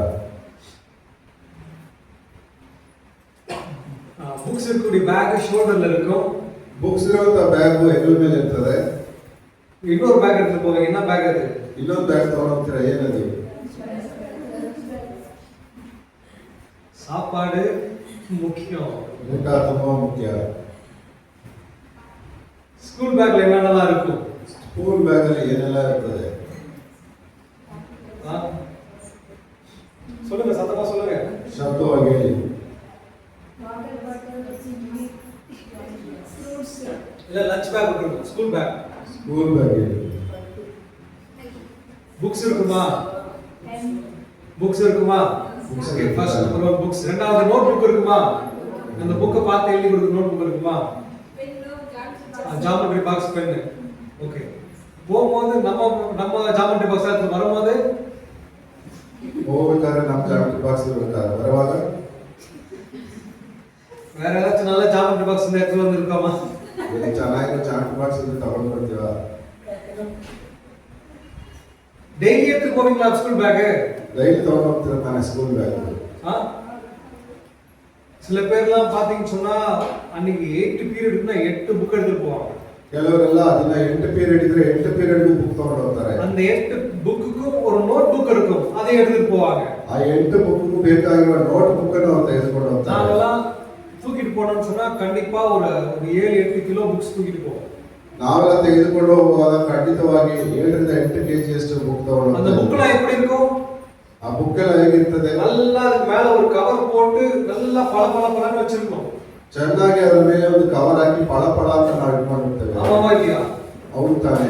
அந்த புக்ல எல்லாம் கவர் போடலன்னு சொன்னா டீச்சர் அடிப்பாங்களா இல்லையா? ಆ ಬುಕ್ಗೆಲ್ಲ ಕವರ್ ಹಾಕಿಲ್ಲ ಅಂದ್ರೆ ಟೀಚರ್ ಹೊಡಿತಾ ಇದ್ರು ತಾನೆ. நாங்க படிச்ச டைம்ல அப்படி இல்ல பிரதர், சொல்லுவீங்களா? ನಾವು ಓದುವಾಗೆಲ್ಲ ಆ ರೀತಿ ಇಲ್ಲ ಬ್ರದರ್ ಅಂತ உங்க ಹೇಳ್ತೀರಾ? பிள்ளைகளுக்காச்சும் அப்படி செய்து கொடுத்துருக்கீங்களா? ನಿಮ್ಮ ಮಕ್ಕಳಿಗಾದ್ರೂ ಆ ರೀತಿ ಮಾಡಿಕೊಟ್ಟಿದ್ದೀರಾ? நான் கிறிஸ்க்கு அப்படிதான் புக் ஒரு 2 வாரத்துக்கு முன்னாடி பைண்டிங்லாம் பண்ணி போகும்போது என்னோட ஸ்கூல் ஞாபகம் வந்துச்சு. ನಾನು ಹಾಗೆ ಕ್ರಿಸ್ಗೆ 2 ವಾರ ಮುಂಚೆ ಬೈಂಡಿಂಗ್ ಮಾಡುವಾಗ ನಾನು ಹಳೆ ಜ್ಞಾಪಕ ಬಂತು. நானும் இப்படிதானே புக்லாம் எடுத்து கொண்டு போயிட்டு கொண்டிருந்தோம். ನಾವು ಸಹ ಈ ರೀತಿ ನಾನು ಬುಕ್ ಎಲ್ಲ ತೆಗೆದುಕೊಂಡು ಹೋಗ್ತಾ ಇದ್ವಿ. டெய்லி எடுத்து போவீங்களா ஸ்கூல் பேக்? ಡೈಲಿ ತಗೊಂಡು ಹೋಗ್ತಾ ಇದ್ದೆ ನಾನು ಸ್ಕೂಲ್ ಬ್ಯಾಗ್. எப்போ அந்த புக் உங்களுக்கு தேவை இருக்காம போகும்? ಯಾವಾಗ ಆ ಬುಕ್ ಅವಶ್ಯಕತೆ ಇಲ್ಲದೆ ಹೋಗ್ತದೆ? எப்போ? ಯಾವಾಗ? எக்ஸாம்லாம் முடிஞ்சதுக்கு அப்புறம் தேவையில்லாம போயிடுமா? ಎಕ್ಸಾಮ್ ಎಲ್ಲ ಮುಗಿದ ಮೇಲೆ ಅವಶ್ಯಕತೆ ಹೋಗ್ತಾ? எத்தனை பேர் எக்ஸாம் முடிஞ்ச உடனே தூக்கி போட்டுருவீங்க புக்? ಎಷ್ಟು ಜನ ಎಕ್ಸಾಮ್ ಮುಗಿದ ಮೇಲೆ ತೆಗೆದು ಹಾಕ್ಬಿಡ್ತೀರಾ ಬುಕ್ಗಳನ್ನ? கை தூக்கி கீழே டக்குன்னு போட்டு ஒன்றும் பிரச்சனை இல்லை. ತೆಗೆದ್ಬಿಟ್ಟು ಕೆಳಗಡೆ ಹಾಕ್ಬಿಡಿ. சில பேர் எக்ஸாம் முடிஞ்சதுக்கு அப்புறம் புக் தூக்கி போட மாட்டாங்க. ಕೆಲವರು ಎಕ್ಸಾಮ್ ಆದ್ಮೇಲೂ ಆ ಬುಕ್ ಅನ್ನು ತೆಗೆದು ಹಾಕುವುದಿಲ್ಲ. ஏன் தெரியுமா? ಯಾಕೆ ಗೊತ್ತಾ? பாஸா ஃபெயிலா ஃபர்ஸ்ட் தெரியும். ಪಾಸ್ ಆ ಫೇಲ್ ಅಂತ ಮೊದಲು ಗೊತ್ತಾಗಬೇಕು. ஃபெயில்னா அதே புக் தான் நான் படிக்கணும். ಫೇಲ್ ಆದ್ರೆ ಮತ್ತೆ ಅದೇ ಪುಸ್ತಕನ ಓದಬೇಕು. கேள்விப்பட்டிருக்கீங்களா? ಕೇಳಿದ್ದೀರಾ? எக்ஸாம் முடிச்சுட்டு வந்து அப்படியே புக் தூக்கி போட்டேன்னு சொன்னா அப்போதே பாருங்க முதல்ல எக்ஸாம் ரிசல்ட் வரட்டும்டா அப்படின்னு. ಎಕ್ಸಾಮ್ ಮುಗಿದ ತಕ್ಷಣ ಆ ಬುಕ್ ಎಲ್ಲ ತೆಗೆದಾಕಿದ್ರೆ ಅಪ್ಪ ಹೋಯ್ತಾರೆ, ಯಾಕಂದ್ರೆ ಎಕ್ಸಾಮ್ ಮುಗಿದು ಪಾಸ್ ಆಗಿದೆ. பாஸ் ஆனதுக்கு அப்புறம் என்ன நடக்கும்? ಪಾಸ್ ಆದ್ಮೇಲೆ ಏನ್ ನಡೀತಾ ಇದೆ? சந்தோஷமா எல்லா புக்கையும் கொண்டு வந்து என்ன பண்ணுவோம்? ಸಂತೋಷವಾಗಿ ಎಲ್ಲಾ ಬುಕ್ ತಗೊಂಡು ಏನ್ ಮಾಡ್ತೇವೆ? பழைய பேப்பர் ಅಂಗಡಿயில ಹಳೆಯ ಪೇಪರ್ ಅಂಗಡಿಯಲ್ಲಿ போட்டுட்டு ಹಾಕ್ಬಿಟ್ಟು பேரிச்சம்பழமோ இல்ல தேன் மிட்டாய் ஏதோ மிட்டாய் வாங்கி சாப்பிட்டு ஜாலியா வர வேண்டியதுதான். ಯಾವುದೋ ಒಂದು ಹಣ್ಣು ತಿಂದ್ಬಿಟ್ಟು ಅಲ್ಲಿಂದ ಜಾಲಿಯಾಗಿ ಬರುತ್ತದೆ. பண்ணிருக்கீங்களா இல்லையா? ಮಾಡಿದ್ರೆ ಇವು சில பேர் இன்னும் நல்ல ஒரு ஞானமான விஷயம் பண்ணுவாங்க. ಕೆಲವರು ಇನ್ನೂ ಜ್ಞಾನವಾದ ಕಾರ್ಯವನ್ನು ಮಾಡ್ತಾರೆ. அந்த புக்கை வந்து நெக்ஸ்ட் வருஷம் அதே ஜூனியர்ஸ் படிப்பாங்கல்ல அவங்களுக்கு ரெண்டா ஒரு பாதி ரேட்டு வித்துருவாங்க. ನಾವು ಬೇರೆ ಏನ್ ಮಾಡ್ತಾರೆ ಅಂದ್ರೆ ಅದನ್ನ ಅರ್ಧ ಬೆಲೆಗೆ ಮಾರಿಬಿಡ್ತಾರೆ. வித்துருவாங்களா இல்லையா? ಮಾರಿಬಿಡ್ತಾರೆ. அப்போ இன்னும் கொஞ்சம் எக்ஸ்ட்ரா காசு கிடைக்கும். ಆಗ ಇನ್ನೂ ಸ್ವಲ್ಪ ಹೆಚ್ಚಾದ ಹಣ ಸಿಗುತ್ತೆ. யாரெல்லாம் அந்த புக்ல வந்து கீர்த்தி வச்சிருந்தாங்களோ அவங்க புக்ல விலை போவாது. ಯಾರೆಲ್ಲ ಅದರಲ್ಲಿ ಗೀಚಿಟ್ಟಿದಾರೋ ಆ ಬುಕ್ಕು ಕೆಲಸಕ್ಕೆ ಬರೋದಿಲ್ಲ. சோ இப்படி நீங்கள் செய்தீர்கள். ನೀವು ಈ ರೀತಿ ಮಾಡ್ತೀರಿ. ஆனால் சிலர் இருக்கிறார்கள். ಆದ್ರೆ ಕೆಲವರು ಇದ್ದಾರೆ. இந்த புக்ல நான் வந்து என் கையால நான் சில காரியங்களை எழுதி வைத்திருக்கிறேன். ಈ ಬುಕ್ಕಲ್ಲಿ ನಾನು ಕೆಲವು ಕಾರ್ಯಗಳನ್ನು ಕೈಯಿಂದ ಬರೆದಿದ್ದೇನೆ. இதை நான் அப்படியே நினைப்புக்காகவே வச்சுக்கொள்வேன்னு சொல்லிட்டு சில பேர் கபோர்ட் அடுக்கி வச்சிட்டு இருப்பாங்க. புக் பாத்துருக்கீங்களா? ಇದನ್ನು ಜ್ಞಾಪಕಾರ್ಥವಾಗಿ ಇಟ್ಟುಕೊಳ್ತೇನೆ ಎಂಬುದಾಗಿ ಕಬೋರ್ಡ್ ಇಟ್ಕೊಳ್ತೇನೆ. ನೋಡಿದ್ದೀರಾ? வச்சிருக்கீங்களா? பாத்துருக்கீங்களா? ನೋಡಿದ್ದೀರಾ? அவங்களுக்கு அந்த பழைய புக்கை விட்டு கொடுக்க கூட மனசு வராது. ಅವರಿಗೆ ಹಳೆ ಪುಸ್ತಕವನ್ನು ಬಿಟ್ಟುಕೊಡೋದಕ್ಕೂ ಮನಸ್ಸು ಬರೋದಿಲ್ಲ. எனக்கு இஷ்டமாயிருக்கிற லேபிள் இருக்கிறது. ನನಗೆ ಇಷ್ಟ ಆಗಿರುವಂತ ಲೇಬಲ್ ಇದೆ. என் ஃப்ரெண்டோட ஹேண்ட் ரைட்டிங் இந்த புக்ல இருக்கிறது. ನನ್ನ ಫ್ರೆಂಡ್ ಹ್ಯಾಂಡ್ ರೈಟಿಂಗ್ ಈ ಬುಕ್ ಅಲ್ಲಿ ಇದೆ. இந்த வருஷத்தோட அவன் இந்த ஸ்கூல் விட்டு வெளியே போயிட்டான். ಈ ವರ್ಷದೊಂದಿಗೆ ಅವನು ಸ್ಕೂಲ್ ಬಿಟ್ಟು ಹೊರಗೆ ಹೋದ. நான் இந்த புக்கை வைத்துக் கொள்ள வேண்டும். ನಾನು ಈ ಬುಕ್ ಅನ್ನು ಇಟ್ಕೊಳ್ಬೇಕು அப்படின்னு சில பேர் வச்சுக்கிறவங்க இருப்பாங்க. ಎಂಬುದಾಗಿ ಕೆಲವರು ಇಟ್ಕೊಂಡಿರ್ತಾರೆ. பாத்துருக்கீங்களா? ನೋಡಿದ್ದೀರಾ? அப்படி இருக்கும்போது என்ன நடக்கும்? ಹಾಗೆ ಇಟ್ಟಿರುವಾಗ ಏನು ನಡೀತದೆ? லைஃப்லயும் வீட்லயும் பேக்லயும் ಅನ್ನೆಸೆಸರಿ தேவையில்லாத weight கூடிக்கொண்டே போகும். ನಿನ್ನ ಜೀವನದಲ್ಲಿಯೂ ಮನೆಯಲ್ಲಿಯೂ ಎಲ್ಲವೂ ಸಹ ಬೇಡದಿರುವ ಭಾರಗಳು ಹೆಚ್ಚಾಗ್ತಾ ಇರ್ತದೆ. பேசிட்டு இருக்கும்போது ஒரு கதை ஞாபகம் வந்து ஒரு கதை சொல்லிட்டா. ನಾನು ಮಾತಾಡ್ತಾ ಇರ್ಬೇಕಾದ್ರೆ ಇನ್ನೊಂದು ಕಥೆ ಜ್ಞಾಪಕ ಬರುತ್ತೆ. ಯೇಸು ಕ್ರಿಸ್ತು இந்த பூமியில இருக்கும்போது நிறைய கதை சொன்னாரு. ಯೇಸು ಕ್ರಿಸ್ತನೇ ಭೂಮಿಯಲ್ಲಿದ್ದಾಗ ಅನೇಕ ಕಥೆಗಳನ್ನು ಹೇಳಿದರು. கதை சொன்னாதான் அந்த கான்செப்ட்லாம் நல்லா மனசுல வந்து பதியும். ಕಥೆ ಹೇಳಿದ್ರೆ ಅದರ ಕಾನ್ಸೆಪ್ಟ್ ಎಲ್ಲ ಚೆನ್ನಾಗಿ ಮನಸ್ಸಲ್ಲಿ ಇರ್ತದೆ. ஜெர்மனியில நான் ஒரு பெண்மணி சந்தித்தேன். ಜರ್ಮನಿಯಲ್ಲಿ ಒಬ್ಬ ಸ್ತ್ರೀಯನ್ನು ನಾನು ಸಂಧಿಸಿದೆ. அவருடைய பேர் ஆன் என்று சொல்லி அவருடைய பேர். ಅವರ ಹೆಸರು ಆನ್ ಎಂಬುದಾಗಿ. அவர் உலகத்திலே சில ரெக்கார்ட் படைத்திருக்கிறார்கள். ಅವರು ಈ ಲೋಕದಲ್ಲಿ ಅನೇಕ ಸಾಧನೆಗಳನ್ನು ಮಾಡಿದ್ದಾರೆ. உலகத்திலே கடக்க முடியாத பாலைவனங்களையும் குளிர் பிரதேசங்களையும் கடந்திருக்கிறார்கள். ಅವರು ಲೋಕದಲ್ಲಿ ಯಾರು ಹೋಗಲಾರಂತ ಮರುಭೂಮಿಗೂ ಮತ್ತು ಕೂಲಾಗಿದ್ದ ಸ್ಥಳಕ್ಕೆ ಹೋಗಿದ್ದಾರೆ. அப்படி பிரயாணப்படும் போது 40 நாட்கள் தொடர்ந்து பாலைவனத்தில் ஓடிக்கொண்டிருக்க வேண்டும். ಆ ರೀತಿ ಅವರು ಪ್ರಯಾಣ ಮಾಡುವಾಗ 40 ದಿವಸಗಳು ಸಹ ಅರಣ್ಯದಲ್ಲಿ ಓಡಾಡ್ತಾ ಇರಬೇಕು. அந்த ரோட்ல போகும்போது நடுவுல வந்து மளிகை கடையோ ஹோட்டலோ எதுவும் இருக்க போவதில்லை. ಆ ಒಂದು ರಸ್ತೆಗಳಲ್ಲಿ ಯಾವ ಒಂದು ಸಾಮಾನು ಅಂಗಡಿ ಸಹ ಅಲ್ಲಿ ಇರುವುದಿಲ್ಲ. அவர் தங்குவதற்கான டென்ட்டையும் அவர்கள் தான் எடுத்து செல்ல வேண்டும். ಅವರು ತಂಗುವುದಕ್ಕೆ ಬೇಕಾದ ಟೆಂಟ್ ಅನ್ನು ಅವರೇ ಎತ್ಕೊಂಡು ಹೋಗಬೇಕು. ஒருவேளை அவர்கள் சுகவீனப்பட்டு விட்டார்கள் என்று சொன்னால் அவர்களோடு கூட வருகிறவர்கள் அவர்களை எடுத்து சென்று விடுவார்கள். அந்த பிரயாணம் முடிந்து விட்டது, அதோடு முடிந்து விட்டது. ಒಂದು ವೇಳೆ ಅವರಿಗೆ ಅನಾರೋಗ್ಯ ಉಂಟಾದರೆ ಅಲ್ಲಿಂದ ಅವರನ್ನು ತೆಗೆದುಕೊಂಡು ಹೋಗ್ತಾರೆ. ಅವರ ಕೆಲಸ ಅಲ್ಲಿ ಮುಗಿಯಿತು. அந்த பிரயாணத்தை முழுவதுமாக முடிக்க வேண்டும் என்று சொன்னால் ಆ ಪ್ರಯಾಣವನ್ನು ಪೂರ್ತಿಯಾಗಿ ಮುಗಿಸಬೇಕಾದರೆ அவர்களுக்கு தேவையானதை அவர்கள் தான் எடுத்து செல்ல வேண்டும். ಅವರಿಗೆ ಬೇಕಾಗಿರುವುದನ್ನು ಅವರೇ ಹೊತ್ತುಕೊಂಡು ಹೋಗಬೇಕು. அவர் எடுத்து செல்லும்போது அவருடைய பேக் எப்படி பேக் பண்ணுவேன்னு சொல்லி அவர்கள் சொல்லி காண்பித்தார்கள். ಅವರು ಹಾಗೆ ತೆಗೆದುಕೊಂಡು ಹೋಗುವಾಗ ಬ್ಯಾಗ್ ಅನ್ನು ಹೇಗೆ ಪ್ಯಾಕ್ ಮಾಡಬೇಕು ಅಂತ ಅವರು ಹೇಳಿಕೊಟ್ರು. ஒரு நாளைக்கு என்ன அவசியம்? ಒಂದು ದಿನಕ್ಕೆ ಏನು ಬೇಕು? பல் துலக்குவதற்கு பேஸ்டும் பிரஷும் அவசியமாக இருக்கிறது. ಹಲ್ಲು ಉಜ್ಜೋದಕ್ಕೆ ಪೇಸ್ಟ್ ಬ್ರಷ್ ಬೇಕಾಗಿದೆ. சாப்பிடுவதற்கு சில உபகரணங்கள் தேவை. ಊಟ ಮಾಡುವುದಕ್ಕೆ ಕೆಲವು ಉಪಕರಣಗಳು ಬೇಕು. நீங்கள் அணிந்து கொள்வதற்கு போதுமான அளவுக்கு உடை தேவை. ನೀವು ಉಟ್ಟುಕೊಳ್ಳೋದಕ್ಕೆ ಬೇಕಾದಷ್ಟು ಅವರು ಸಾಕು. காலிலே நல்ல ஷூ தேவை. ಬೆಳಗ್ಗೆ ಕಾಲಿಗೆ ಒಂದು ಒಳ್ಳೆ ಶೂ ಬೇಕು. அவர்கள் ஷூ செலக்ட் பண்ணும்போது வெயிட்லெஸ் ஷூ தான் செலக்ட் பண்ணுவார்கள். ಅವರು ಶೂ ಅನ್ನು ಆರಿಸಿಕೊಳ್ಳುವಾಗ ಭಾರ ಇಲ್ಲದ ಶೂ ಅನ್ನು ಆರಿಸಿಕೊಳ್ತಾರೆ. அவர்கள் அணிந்து கொள்ளக்கூடிய ஆடைகளும் மெலிந்த ஆடைகளாக தான் இருக்கும். வெயிட் கம்மியா இருக்கக்கூடிய ஜெர்சி டைப் ஆடைகள் தான் இருக்கும். ಅವರು ಉಟ್ಟುಕೊಳ್ಳುವಂತಹ ಬಟ್ಟೆಗಳು ಸಹ ಒಂದು ಭಾರ ಇಲ್ಲದ ಬಟ್ಟೆಗಳಾಗಿ ಇರುತ್ತದೆ. அவருடைய உணவு எல்லாமே ட்ரை ஃப்ரூட்ஸ் ஆக தான் இருக்கும். ಅವರ ಆಹಾರಗಳೆಲ್ಲವೂ ಒಣಗಿದ ಆಹಾರವಾಗಿರುತ್ತದೆ. நாமெல்லாம் 3 நாள் ட்ரிப் போறோம் சொன்னா கார் ஃபுல்லா ரொம்பிடும். ನಾವೆಲ್ಲ 3 ದಿವಸ ಟ್ರಿಪ್ ಹೋಗ್ತೀವಿ ಅಂದ್ರೆ ಕಾರ್ ಫುಲ್ ಆಗಿ ತುಂಬಿಸ್ತೇವೆ. வீட்ல இருக்கிறத பாதி காலி பண்ணி கார்ல லோட் பண்ணிடுவாங்க. ಮನೇಲಿ ಇರೋದೆಲ್ಲ ಅರ್ಧ ಖಾಲಿ ಮಾಡಿ ಕಾರಲ್ಲಿ ಹಾಕ್ತಾರೆ. ஆனால் அந்த பெண்மணி என்ன சொல்லுகிறார்கள் என்று சொன்னால், ಆದ್ರೆ ಒಂದು ಸಿ ಏನ್ ಹೇಳ್ತಾ ಇದ್ದಾರೆ, எனக்கு நான் ஓட்டத்தை தான் முடிக்க வேண்டும். ನನಗೆ ಓಟ ಮಾತ್ರ ಮುಗಿಸಬೇಕು. அந்த ஓட்டத்தை ஜெயமாக முடிப்பதற்கு எனக்கு என்னென்ன தேவையோ அதை மாத்திரம் நான் எடுத்துக்கொள்வேன். ಆ ಓಟವನ್ನು ಜಯವಾಗಿ ಮುಗಿಸೋದಕ್ಕೆ ಅವಶ್ಯಕವಾದದ್ದು ಮಾತ್ರ ನಾನು ತಗೊಳ್ತೇನೆ. அவர் எடுத்துக்கொள்ளக்கூடிய போன் கூட வெயிட் கம்மியா இருக்க போனாக தான் எடுத்து சொல்லுவார்கள். ಅವರು ತೆಗೆದುಕೊಂಡು ಹೋಗುವ ಫೋನ್ ಸಹ ಭಾರ ಇಲ್ಲದ ಫೋನ್ ತೆಗೆದುಕೊಂಡು ಹೋಗ್ತಾರೆ. அப்படிப்பட்ட ஒவ்வொரு காரியத்தையும் அவர்கள் செய்து கொண்டிருந்தார்கள். ಅಂತ ಒಂದೊಂದು ಕಾರ್ಯಗಳನ್ನು ಅವರು ಮಾಡ್ತಾ ಇದ್ರು. இன்னொரு காரியத்தை அவர் சொன்னார்கள், ಇನ್ನೊಂದು ಕಾರ್ಯವನ್ನು ಅವರು ಹೇಳಿದ್ರು, என் முடி எவ்வளவு ஷார்ட்டா நான் வெட்ட முடியுமோ அவ்வளவு ஷார்ட்டா நான் வெட்டி விடுவேன். ನನ್ನ ಕೂದಲನ್ನು ಎಷ್ಟು ಚಿಕ್ಕದಾಗಿ ಕಟ್ ಮಾಡಬೇಕು ಅಷ್ಟು ಕಟ್ ಮಾಡ್ತೇನೆ. ஏன்னு சொன்னா அதை மெயின்டைன் பண்றதுக்கும் எனக்கு டைம் இல்லை. ಯಾಕಂದ್ರೆ ಅದನ್ನು ಸಹ ಮೇಂಟೈನ್ ಮಾಡೋದಕ್ಕೆ ನನಗೆ ಸಮಯ ಇಲ್ಲ. என்னுடைய எனர்ஜி எல்லாம் வேஸ்ட் ஆகக்கூடாது. ನನ್ನ ಶಕ್ತಿ ಎಲ್ಲ ವ್ಯರ್ಥ ಆಗಬಾರದು. பிரஷ் எப்படி இருக்கு பாத்தீங்களா? ಟೂತ್ ಬ್ರಷ್ ಹೇಗಿರುತ್ತೆ ನೀವು ನೋಡಿದ್ದೀರಾ? டூத் பிரஷ் பார்த்திருக்கீங்களா? ಟೂತ್ ಬ್ರಷ್ ನೋಡಿದ್ದೀರಾ? அது எவ்வளவு பெருசு இருக்கும்? ಎಷ್ಟು ದೊಡ್ಡದಿರುತ್ತೆ? இவ்வளவு பெருசு இருக்குமா? ಸುದ್ದ ಇರುತ್ತೆ. அது என்ன இருக்கும் டூத் பிரஷ்ல? ಟೂತ್ ಬ್ರಷ್ ಅಲ್ಲಿ ಏನಿರುತ್ತೆ? டூத் பிரஷ்ல என்ன இருக்கும்? ஹெட் மாதிரி தலை மாதிரி ஒன்று இருக்குமா? ತಲೆ ತರ ಒಂದಿರುತ್ತೆ ತಾನೆ. நல்லா பிரஷ் இருக்கும். ಅದರಲ್ಲೇ ಬ್ರಷ್ ಇರುತ್ತೆ. மீதி இருக்க டீட்டால என்ன இருக்கும்? ಉದ್ದಕ್ಕಿರೋದೆಲ್ಲ ಏನಿರುತ್ತೆ? பாடி இருக்கும். ಬಾಡಿ ಇರುತ್ತೆ. அந்த கையை பிடிச்சி பிரஷ் வளர்க்கலாம் இல்லையா? ಅದನ್ನ ಕೈಯಲ್ಲಿ ಹಿಡಿದು ನಾವು ಬ್ರಷ್ ಮಾಡ್ತೀವಿ. அவர் என்ன சொன்னாங்க தெரியுமா? ಅವ್ರು ಏನ್ ಹೇಳಿದ್ರು ಗೊತ್ತಾ? பிரஷ் எடுத்து ಬ್ರಷ್ ತೆಗೆದುಕೊಂಡು தலையை மாத்திரம் நான் உடைச்சி எடுத்துக்கொள்வேன். ತಲೆಯನ್ನು ಮಾತ್ರ ಮುರಿದು ತೆಗೆದುಕೊಳ್ತೇನೆ. எக்ஸ்ட்ரா இருக்கிறதெல்லாம் வேஸ்டான வெயிட் எனக்கு. ಎಕ್ಸ್ಟ್ರಾ ಅದೆಲ್ಲ ಬೇಡದೇ ಇರೋ ಭಾರ ನನಗೆ. என் பேக்ல ஃபிட் பண்றதுக்கு முடிவதற்கான இடம் அதை எடுத்துக்கொள்ளும். ನನ್ನ ಬ್ಯಾಗ್ ಅಲ್ಲಿ ಫಿಕ್ಸ್ ಮಾಡೋದಕ್ಕೆ ಬೇಕಾದ ಸ್ಥಳವನ್ನು ನಾನು அந்த ತೆಗೆದುಕೊಳ್ತೇನೆ. தலையை பிடிச்சிட்டு நான் பிரஷ் பண்ண முடியும். ಆ ತಲೆ ಹಿಡಿಕೊಂಡು ನಾನು ಬ್ರಷ್ ಮಾಡೋದಕ್ಕೆ ಆಗುತ್ತೆ. எனக்கு தேவையில்லாத சௌகரியங்கள் எல்லாவற்றையும் விட்டு விட்டால் தான் எனக்கு தேவையான வெற்றியை நான் பெற்றுக்கொள்ள முடியும் என்று சொல்லி அந்த சகோதரி அந்த காரியங்கள் எல்லாம் கணக்கிலிட்டு அவர் ஓட ஆரம்பிக்கிறார்கள்.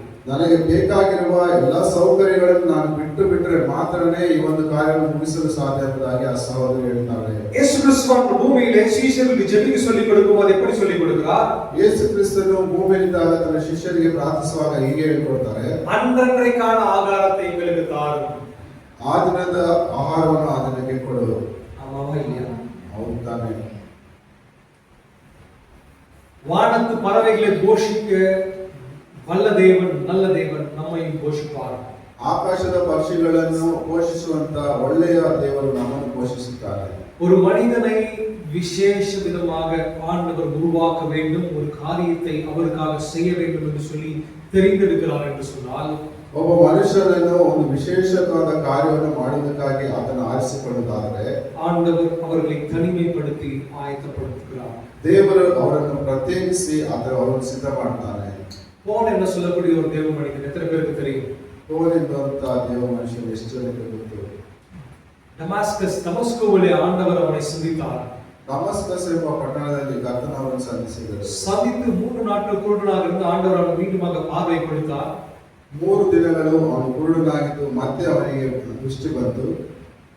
உடனே ஊழியம் பண்ண ஆரம்பிச்சாரா? ಅವರು ತಕ್ಷಣವೇ ಸೇವೆ ಮಾಡೋದಕ್ಕೆ ಆರಂಭಿಸಿದ್ರ? இல்ல. ಇಲ್ಲ. 3 ஆண்டுகள் ஆண்டவர் அரேபியா அந்த பகுதிகளுக்கு எடுத்து செல்கிறார். ದೇವರು 3 ವರ್ಷಗಳು ಅರೇಬಿಯಾ ಸ್ಥಳಕ್ಕೆ ಅವರನ್ನು ಕೊಂಡು ಹೋಗ್ತಾರೆ. கர்த்தருடைய வேதத்தை மீண்டுமாக சரியான பார்வையிலே கற்றுக்கொள்கிறார். ಕರ್ತನ ವಾಕ್ಯವನ್ನು ಮತ್ತೆ ದೇವರ ಒಂದು ಸನ್ನಿಧಾನದಲ್ಲಿ ಸರಿಯಾಗಿ ಕಂಡುಕೊಳ್ಳುತ್ತಾರೆ. கர்த்தர் தம்மை தாமே பவுலுக்கு வெளிப்படுத்தி காண்பிக்கிறார். ಕರ್ತನು ತನ್ನನ್ನು ತಾನೇ ಪೌಲನಿಗೆ ಪ್ರಕಟಿಸಿ ತೋರಿಸುತ್ತಾನೆ. அவனை ஊழியத்திற்கென்று ஆயத்தப்படுத்தி ஊழியத்திலே கர்த்தர் பயன்படுத்துகிறார். ಅವನನ್ನು ತನ್ನ ಸೇವೆಗಾಗಿ ಸಿದ್ಧಪಡಿಸಿ ಆಮೇಲೆ ಅವನನ್ನು ಉಪಯೋಗಿಸುತ್ತಾರೆ. ஒரு பில்டிங் மேல வருவதற்கு முன்பதாக ஆண்டவர் அநேக வேலையை செய்ய வேண்டியது அவசியமாக இருக்கிறது. ಒಂದು ಬಿಲ್ಡಿಂಗ್ ಮೇಲೆ ಬರಬೇಕಾದ್ರೆ ದೇವರು ಅವಶ್ಯಕವಾಗಿ ಕೆಳಗೆ ಕೆಲಸವನ್ನು ಮಾಡಬೇಕಾಗಿದೆ. தேவையில்லாத காரியங்கள் அகற்றப்பட வேண்டும். ಬೇಡದೇ ಇರುವ ಕಾರ್ಯಗಳನ್ನು ತೆಗೆದುಹಾಕಬೇಕು. ஃபவுண்டேஷன் போடுவதற்கு தேவையான பள்ளம் நோண்டப்பட வேண்டும். ಅಸ್ತಿವಾರಕ್ಕೆ ಬೇಕಾದ ಹಳ್ಳವು ತೋಡಲ್ಪಡಬೇಕು. அஸ்திபாரம் சரியாக இடப்பட வேண்டும். ಅಸ್ತಿವಾರವು ಸರಿಯಾಗಿ ಹಾಕಲ್ಪಡಬೇಕು. அதைத்தான் ஆண்டவர் யூதா மக்களுக்கு செய்து கொண்டிருக்கிறார். ಅದನ್ನೇ ಯೆಹೂದ್ಯ ಜನರಿಗೆ ಕರ್ತನು ಮಾಡ್ತಾ ಇದ್ದಾರೆ. நாம் நினைத்துக் கொண்டிருக்கிறோம், ನಾವು ಅಂದುಕೊಂಡಿದ್ದೇವೆ, ஆண்டவர் என்கிட்ட இருந்ததும் காணாமல் போய்விட்டது அல்லவா? ದೇವರು ನನ್ನ ಬಳಿಯಲ್ಲಿ ಇದ್ದದ್ದು ಸಹ ಕಾಣದೆ ಹೋಯಿತಲ್ಲ. ஆண்டவர் எனக்கு ஒரு அரணாக இருந்தது.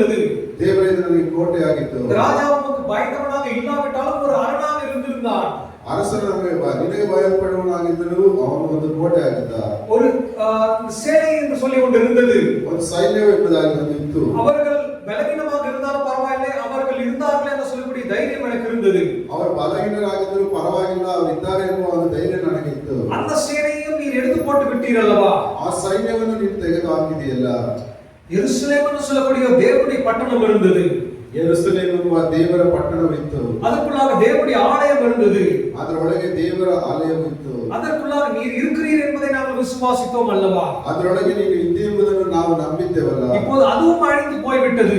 ಈಗ ಅದು ಸಹ ಅಳಿದು ಹೋಯಿತು. எதற்காக என்று சொல்லி மனிதர்கள் யோசித்துக் கொண்டு அவமானத்திலே வாழ்ந்து கொண்டிருந்தார்கள். ಯಾತಕ್ಕಾಗಿ ಎಂಬುದಾಗಿ ಯೋಚಿಸುತ್ತಾ ಮಕ್ಕಳು ಅವರ ಅವಮಾನದಲ್ಲಿ ಜೀವಿಸ್ತಾ ಇದ್ರು. ஆனால் ஆண்டவர் சொல்கிறார், ಅದೇ ಕರ್ತನು ಹೇಳ್ತಾರೆ, இது வேற மனிதன் வந்து பிளான் பண்ணி உன் வாழ்க்கையில செய்யல. ಇದನ್ನು ಬೇರೆ ವ್ಯಕ್ತಿಯು ಇದನ್ನು ಪ್ಲಾನ್ ಮಾಡಿ ನನ್ನ ಜೀವನದಲ್ಲಿ ಮಾಡಲಿಲ್ಲ. அவர்கள் என்னுடைய பிளான் படி அவர்களை தான் நான் அனுப்பி இந்த இடத்தை சுத்தம் செய்திருக்கிறேன். ಅವರನ್ನು ನನ್ನ ಪ್ಲಾನ್ ಪ್ರಕಾರವಾಗಿ ಕಳುಹಿಸಿ ನಿಮ್ಮನ್ನು ಶುದ್ಧ ಮಾಡಿದ್ದೇನೆ. அங்கேயே ராஜ்யம் ஸ்தாபிக்கப்பட வேண்டும்.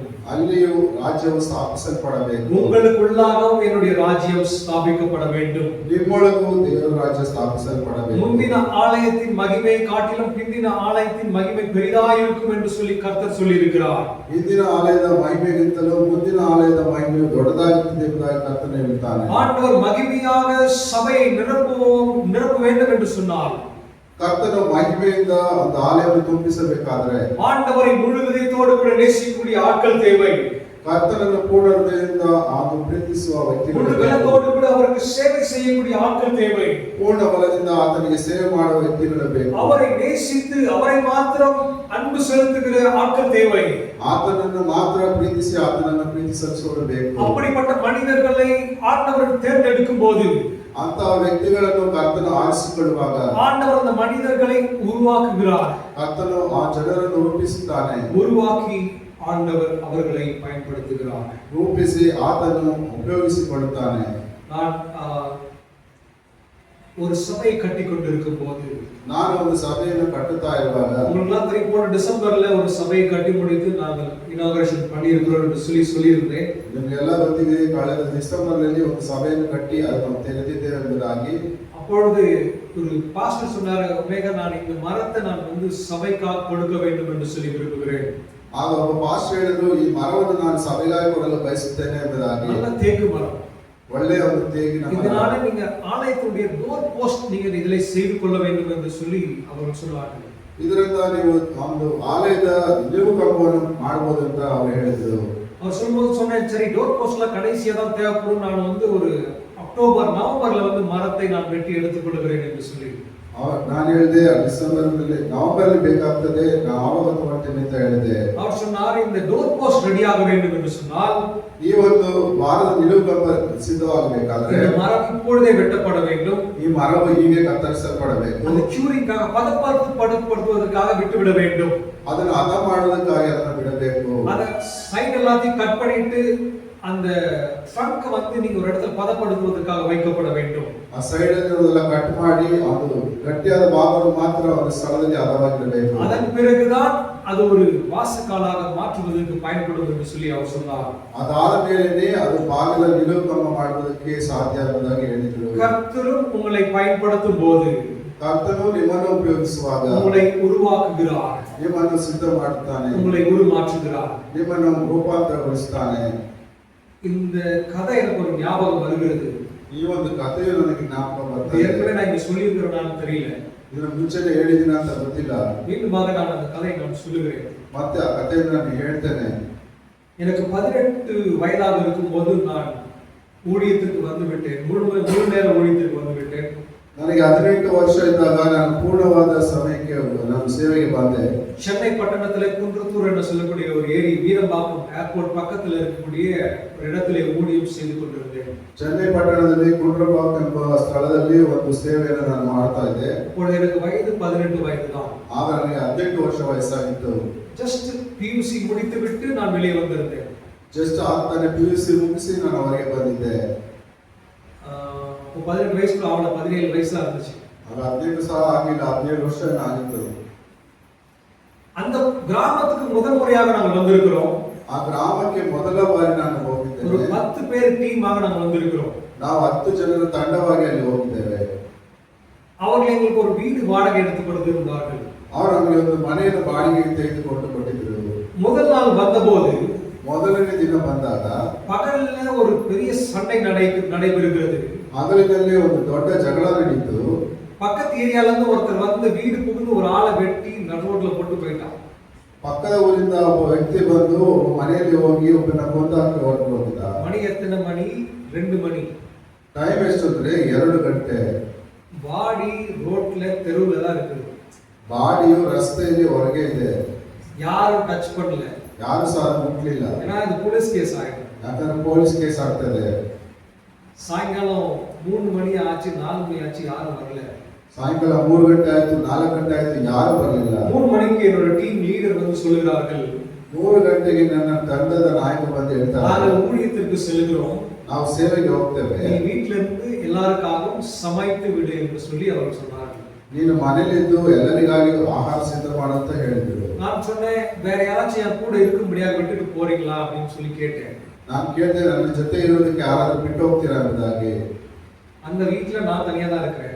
ಆ ಮನೆಯಲ್ಲಿ ನಾನು ಒಬ್ಬನೇ ಇದ್ದೇನೆ. பாஸ்டரோட வீடு 1 கிலோமீட்டர் தூரம் தள்ளி இருக்கு.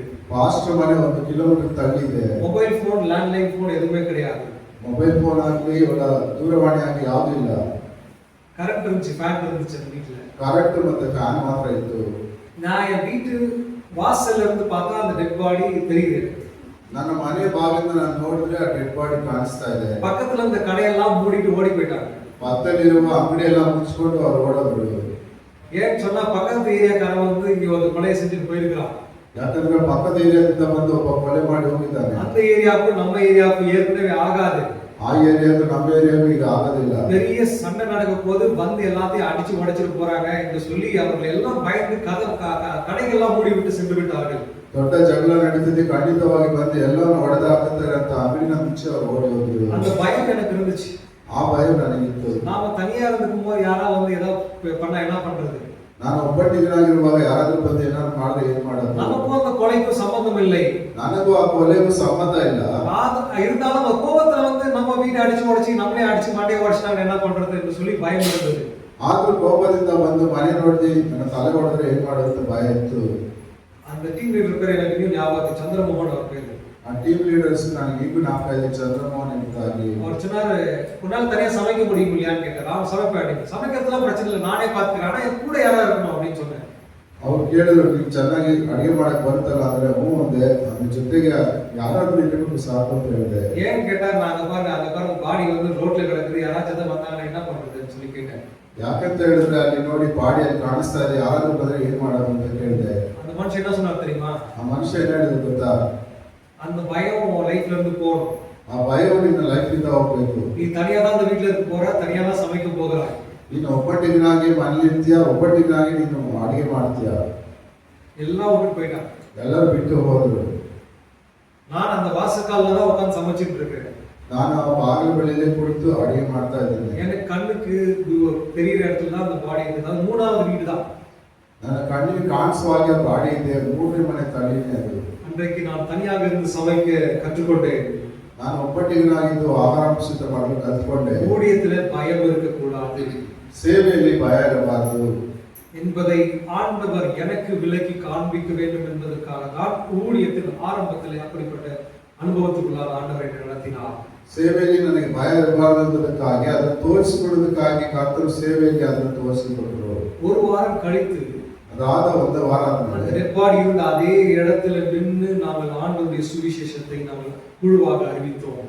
ಆ ಡೆಡ್ ಬಾಡಿ ಇದ್ದಂತ ಸ್ಥಳದಲ್ಲಿಯೇ ನಾವು ನಿಂತುಕೊಂಡು ಸುವಾರ್ತೆಯನ್ನು ಸಾರಿದೆವು. மக்களுக்கு இருந்த பயமும் போனது, ಜನರಿಗೆ ಇದ್ದಂತ ಭಯ ಸಹ ಹೋಯಿತು. ஆண்டவர் இப்படிதான் ஒரு மனிதனை உருவாக்குவார். ಕರ್ತನು ಹೀಗೇನೆ ಒಬ್ಬ ಮನುಷ್ಯನನ್ನು ರೂಪಿಸುತ್ತಾನೆ. தேவையில்லாத குணாதிசயங்கள் ஒரு மனிதனுடைய வாழ்க்கையில் இருக்கும் என்று சொன்னால், ಬೇಡದೇ ಇರುವ ಗುಣಾತಿಶಯಗಳು ಒಬ್ಬ ಮನುಷ್ಯ ಜೀವನದಲ್ಲಿ ಇರುವುದಾದರೆ, கர்த்தருடைய வாழ்க்கையிலே கிரியை செய்வதற்கு தேவையில்லாத ஒரு காரியம் பயம். ಕರ್ತನು ಕ್ರಿಯೆ ಮಾಡುವುದಕ್ಕೆ ಬೇಡದಿರುವಂತಹ ಒಂದು ಕಾರ್ಯ ಭಯ. ஆனபடினால் தான் வேதவசனம் சொல்கிறது, உனக்கு பயத்தின் ஆவியை கொடுக்காமல் தைரியத்தின் ஆவியை கொடுக்கிறார் என்று சொல்லி. ಆದ್ದರಿಂದ ವೇದ ಭಾಗವು ಹೇಳುತ್ತದೆ, ನಿನಗೆ ಧೈರ್ಯದ ಆತ್ಮನನ್ನು ಕೊಡ್ತಾನೆ, ಬಲಹೀನತೆ ಆತ್ಮ ಅಲ್ಲ. தேவன் யூதாவின் மக்களுடைய சிந்தையிலே கிரியை செய்ய வேண்டியதாக இருந்தது. ಕರ್ತನು ಇಸ್ರಾಯೇಲ್ ಯೂದ ಜನರ ಒಂದು ವಿಧದಲ್ಲಿ ಕ್ರಿಯೆ ಮಾಡಬೇಕಾಗಿತ್ತು. ಯೆರೂಸಲೇಮಿலே ஆலயம் இருந்தது, ஆகிலும் அவர்கள் ஆண்டவரை கண்டுகொள்ளவில்லை. ಯೆರೂಸಲೇಮಿನಲ್ಲಿ ಆಲಯ ಇತ್ತು, ಆದರೂ ಸಹ ಕರ್ತನನ್ನು ಅವರು ಕಂಡುಕೊಳ್ಳಲಿಲ್ಲ. ஆனபடியினால்தான் தேவன் எருசலேமிலிருந்து அவர்களை விலக்கி வைத்து தம்முடைய அருமையை வெளிப்படுத்தி காண்பிக்க வேண்டியதாக இருந்தது. ಆದ್ದರಿಂದಲೇ ಕರ್ತನು ಅವರನ್ನು ಬೇರ್ಪಡಿಸಿ ಆತನ ಒಂದು ಕಾರ್ಯವನ್ನು ತಿಳಿಸುವಂತೆ ಅವರು ಮಾಡಬೇಕಾಗಿತ್ತು. புதிய இருதயத்தை கொடுக்க வேண்டிய அவசியமாக இருந்தது. ಅಲ್ಲಿ ಒಂದು ಹೊಸ ಹೃದಯ ಪಡಬೇಕಾದ ಅವಶ್ಯಕತೆ ಇತ್ತು. வர வர மாமியார் கழுத போல ஆனார் என்று சொல்லி ஒரு பழமொழி இருக்கிறது. ಬರ್ತಾ ಬರ್ತಾ ಅತ್ತೆ ಕತ್ತೆ ರೀತಿ ಆದ ಒಂದು ಗಾದೆ ಇದೆ. கன்னடால இருக்காது.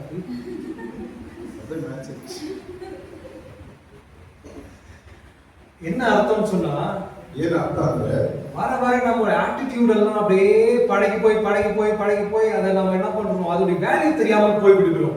ಬರ್ತಾ ಬರ್ತಾ ನಮ್ಮ ಗುಣಾತಿಶಯಗಳು ಹಾಗೆ ಅದೇ ರೀತಿಯಾಗಿ ನಾವು ಮಾರ್ಪಟ್ಟು ಬಿಡ್ತೇವೆ.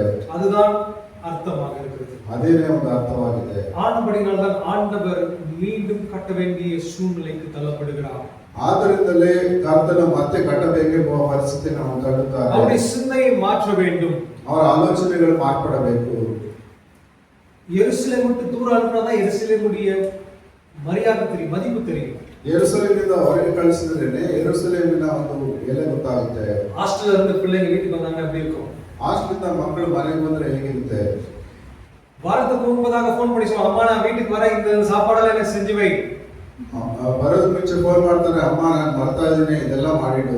வந்த உடனே ஃபர்ஸ்ட் இது பிரேக்ஃபாஸ்ட் இருக்கு, லஞ்ச் இது, டின்னருக்கு இது, ஈவினிங் ஸ்நாக்ஸ் இதெல்லாம் செஞ்சு வை என்று சொல்லி விடுவார்கள். ಬಂದ ತಕ್ಷಣ ಟಿಫನ್ಗೆ ಇದು, ಊಟಕ್ಕೆ ಇದು, ಸ್ನಾಕ್ಸ್ಗೆ ಇದು ಎಂಬುದಾಗಿ ಎಲ್ಲವೂ ಸಹ ಹೇಳ್ಬಿಡ್ತಾರೆ. இதே ஒரு மாசம் வீட்ல இருந்தாங்க என்ன நடக்கும்? ಆದ್ರೆ ಒಂದು ತಿಂಗಳು ಮನೇಲಿ ಇದ್ರೆ ಏನ್ ನಡೀತದೆ? காலையில இட்லி, மதிய சோறு, நைட்டு தோசை, என்ன சாப்பாடு செய்யற நீ?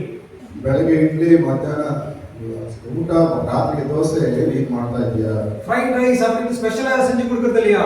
ಫ್ರೈಡ್ ರೈಸ್ ಅದು ಇದು ಸ್ಪೆಷಲ್ ಆಗಿ ಮಾಡ್ಕೊಡೋದು. ஹோட்டல்ல போய் சாப்பிடுறேன்னு சொல்லி ஹோட்டலுக்கு போயிடுவாங்க. ಹೋಟೆಲ್ ಹೋಗಿ ಊಟ ಮಾಡ್ತಿರ್ತಾರೆ, ಅಲ್ಲಿಗೆ ಹೋಗ್ಬಿಡ್ತಾರೆ. இதுதான் மனுஷனுடைய மனநிலை.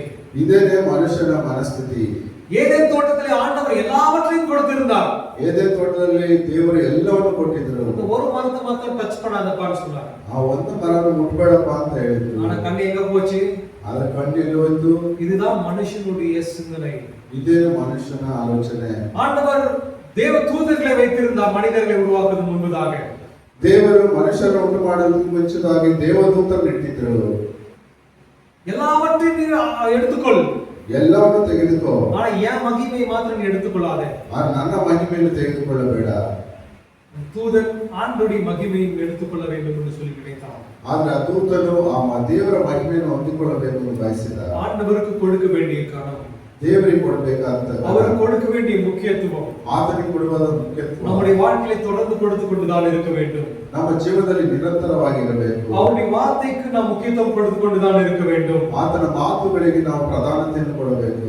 அப்படி கொடுத்து கொண்டிருக்கும் போதுதான் ಆ ರೀತಿಯಾಗಿ ಕೊಡುತ್ತಾ ಇರುವಾಗಲೇ நம்முடைய வாழ்க்கை செம்மையாக இருக்கும். ನಮ್ಮ ಜೀವನವು ಸರಿಯಾಗಿರುತ್ತದೆ. நாம் நாட்டப்பட்டவர்களாக இருப்போம், ನಾವು ನೆಡಲ್ಪಟ್ಟವರಾಗಿರುತ್ತೇವೆ, கட்டப்பட்டவர்களாக இருப்போம். ಕಟ್ಟಲ್ಪಟ್ಟವರಾಗಿರುತ್ತೇವೆ. ஆண்டவர் தானியேலை பாபிலோனுக்கு அனுப்பினபடினால்தான், ಕರ್ತನು ದಾನಿಯೇಲನನ್ನು ಬಾಬಿಲೋನಿಗೆ ಕಳಿಸಿದ್ರಿಂದಲೇ ஒரு அரசாங்க ஆலோசகராக மாறினான். ಒಬ್ಬ ಸರ್ಕಾರಕ್ಕೆ ಆಲೋಚಕನಾಗಿ ಮಾರ್ಪಟ್ಟ. எசேக்கியேல் ஒரு தீர்க்கதரிசியாக மாறினான். ಎಸೇಕಿಯೇಲನು ಒಬ್ಬ ಪ್ರವಾದಿಯಾಗಿ ಮಾರ್ಪಟ್ಟ. எஸ்தர் ராஜாத்தியாக மாறினாள். ಎಸ್ತರಳು ಒಂದು ರಾಣಿಯಾಗಿ ಮಾರ್ಪಟ್ಟಳು. நெகேமியா கட்டுகிறவனாக மாறினான். ನೆಹೆಮೀಯನು ಕಟ್ಟುವನಾಗಿ ಮಾರ್ಪಟ್ಟನು. எஸ்ரா ஒரு போதகனாக மாறினான்.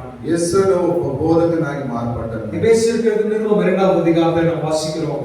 ಎಫೆಸರಿಗೆ ಬರೆದ ಪತ್ರಿಕೆ 2ನೇ ಅಧ್ಯಾಯದಲ್ಲಿ ಓದ್ತೇವೆ, நாம் தேவனுடைய கரங்களால் செய்யப்பட்ட அவருடைய கைவினையாக இருக்கிறோம் என்று சொல்லி, ನಾವು ದೇವರ ಕೈಗಳಿಂದ ಮಾಡಲ್ಪಟ್ಟ ಆತನ ಕ್ರಿಯೆಗಳಾಗಿದ್ದೇವೆ ಎಂಬುದಾಗಿ, அவர் நம்மை வணைத்துக் கொள்ளும்படி நாம் அர்ப்பணிக்க வேண்டும். ಆತನು ರೂಪಿಸುವ ಹಾಗೆ ನಮ್ಮನ್ನು ನಾವೇ ಅರ್ಪಿಸಿಕೊಡಬೇಕು. அப்பொழுதுதான் தேவன் தமக்கு பிரியமானபடி நம்மை உருவாக்குகிற தேவனாக இருக்கிறார். ಆವಾಗಲೇ ದೇವರು ತನಗೆ ಇಷ್ಟವಾದ ರೀತಿಯಲ್ಲಿ ಉಂಟು ಮಾಡುವನಾಗಿದ್ದಾನೆ. முதலாம் தேவன் நம்மை பார்க்கிறார், ದೇವರು ಮೊದಲನೇದಾಗಿ ನಮ್ಮನ್ನು ನೋಡುತ್ತಾನೆ, நம்மை அழைக்கிறார், ನಮ್ಮನ್ನು ಕರೆಯುತ್ತಾನೆ, நம்மை கட்டுகிறார், ನಮ್ಮನ್ನು ಕಟ್ಟುತ್ತಾನೆ, நம்மை நாட்டுகிறார், ನಮ್ಮನ್ನು ನೆಡುತ್ತಾನೆ, நமக்கு ஒரு புதிய இருதயத்தை கொடுக்கிறார், ನಮಗೆ ಒಂದು ಹೊಸ ಹೃದಯವನ್ನು அவரை ಕೊಡುತ್ತಾನೆ, அறிகிற இருதயத்தை கொடுக்கிறார். ಆತನನ್ನು ಅರಿತುಕೊಳ್ಳುವ ಹೃದಯವನ್ನು ಕೊಡುತ್ತಾನೆ. நாம் அவருடைய பிள்ளைகளாக இருப்போம். ನಾವು ಆತನ ಮಕ್ಕಳಾಗಿರುತ್ತೇವೆ. நேபுகாத்நேச்சர் நினைத்தான், ನೆಬೂಕದ್ನೆಚ್ಚರನು ಅಂದುಕೊಂಡ, தேவன் உருவாக்கின தலை சிறந்ததை நான் எடுத்து செல்கிறேன் என்று சொல்லி. ದೇವರು ಉಂಟು ಮಾಡಿದ ಶ್ರೇಷ್ಠವಾದದ್ದನ್ನು ನಾನು ತೆಗೆದುಕೊಂಡು ಹೋಗ್ತೇನೆ ಎಂಬುದಾಗಿ. அவனுக்கு தெரியவில்லை பூமியும் அதன் நிறைவும் கர்த்தருடையது என்று சொல்லி. ಅವನಿಗೆ ಗೊತ್ತಿಲ್ಲ ಭೂಮಿಯು ಅದರಲ್ಲಿರುವ ಸಮಸ್ತವು ಕರ್ತನದು ಎಂಬುದಾಗಿ. தேவனுடைய எதிர்காலத்தை உருவாக்குவதற்கு தேவன் நேபுகாத்நேச்சரையும் பயன்படுத்திக் கொண்டிருந்தார். ದೇವರಿಗೆ ಬೇಕಾದ ಭವಿಷ್ಯ ಕಾಲ ಬೇಕಾದಂತನು ನೆಬೂಕದ್ನೆಚ್ಚರನ್ನು ಉಪಯೋಗಿಸಿ ಮಾಡ್ತಾ ಇದ್ರು. தேவன் உங்களுடைய வாழ்க்கையிலே உங்களை உருவாக்க வேண்டும் என்று சொல்லி சித்தம் கொண்டிருந்தார் என்று சொன்னால், ದೇವರು ನಿಮ್ಮ ಜೀವನದಲ್ಲಿ ನಿಮ್ಮನ್ನು ರೂಪಿಸಬೇಕೆಂದು ಬಯಸುತ್ತಾದರೆ கவனமாக கேளுங்கள். ಗಮನದಿಂದ ಕೇಳಿರಿ. கர்த்தர் உங்களை உருவாக்க வேண்டும் என்று சொல்லி சித்தம் வைத்திருப்பார் என்று சொன்னால், ಕರ್ತನು ನಿಮ್ಮನ್ನು ರೂಪಿಸಬೇಕು ಎಂಬುದಾಗಿ ಬಯಸುತ್ತಾನೆ. உங்களுடைய எதிராளிகளையும் உங்களுக்கு சாதகமாக பயன்படுத்துவார். ನಿಮ್ಮ ವಿರೋಧಿಗಳನ್ನು ನಿಮಗೆ ಸಾಧಕವಾಗಿ ಆತನು கரங்களை தட்டி ಉಪಯೋಗಿಸುತ್ತಾನೆ. ஆண்டவருக்கு மகிமை சொல்லுங்கள். ಕೈಗಳನ್ನು ತಟ್ಟಿ ದೇವರಿಗೆ ಮಹಿಮೆ ಸಲ್ಲಿಸೋಣ.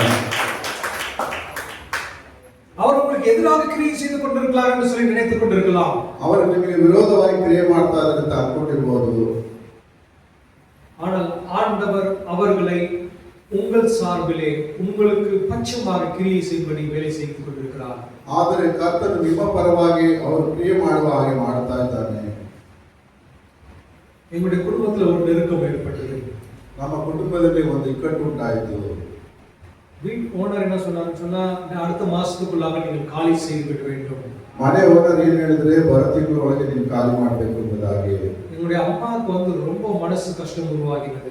ನನ್ನ ಅಮ್ಮನಿಗೆ ತುಂಬಾ ಮನ ಕಷ್ಟ ಉಂಟಾಯಿತು. இவ்வளவு நாட்கள் நாம் சௌகரியமாக வாழ்ந்திருந்தோம் அல்லவா? ಇಷ್ಟು ದಿನಗಳು ನಾವು ಸೌಕರ್ಯವಾಗಿ ಇದ್ವಲ್ಲ, இப்போ நம்ம என்ன செய்ய முடியும்? ಈಗ ನಾವು ಏನು ಮಾಡಲು ಸಾಧ್ಯ?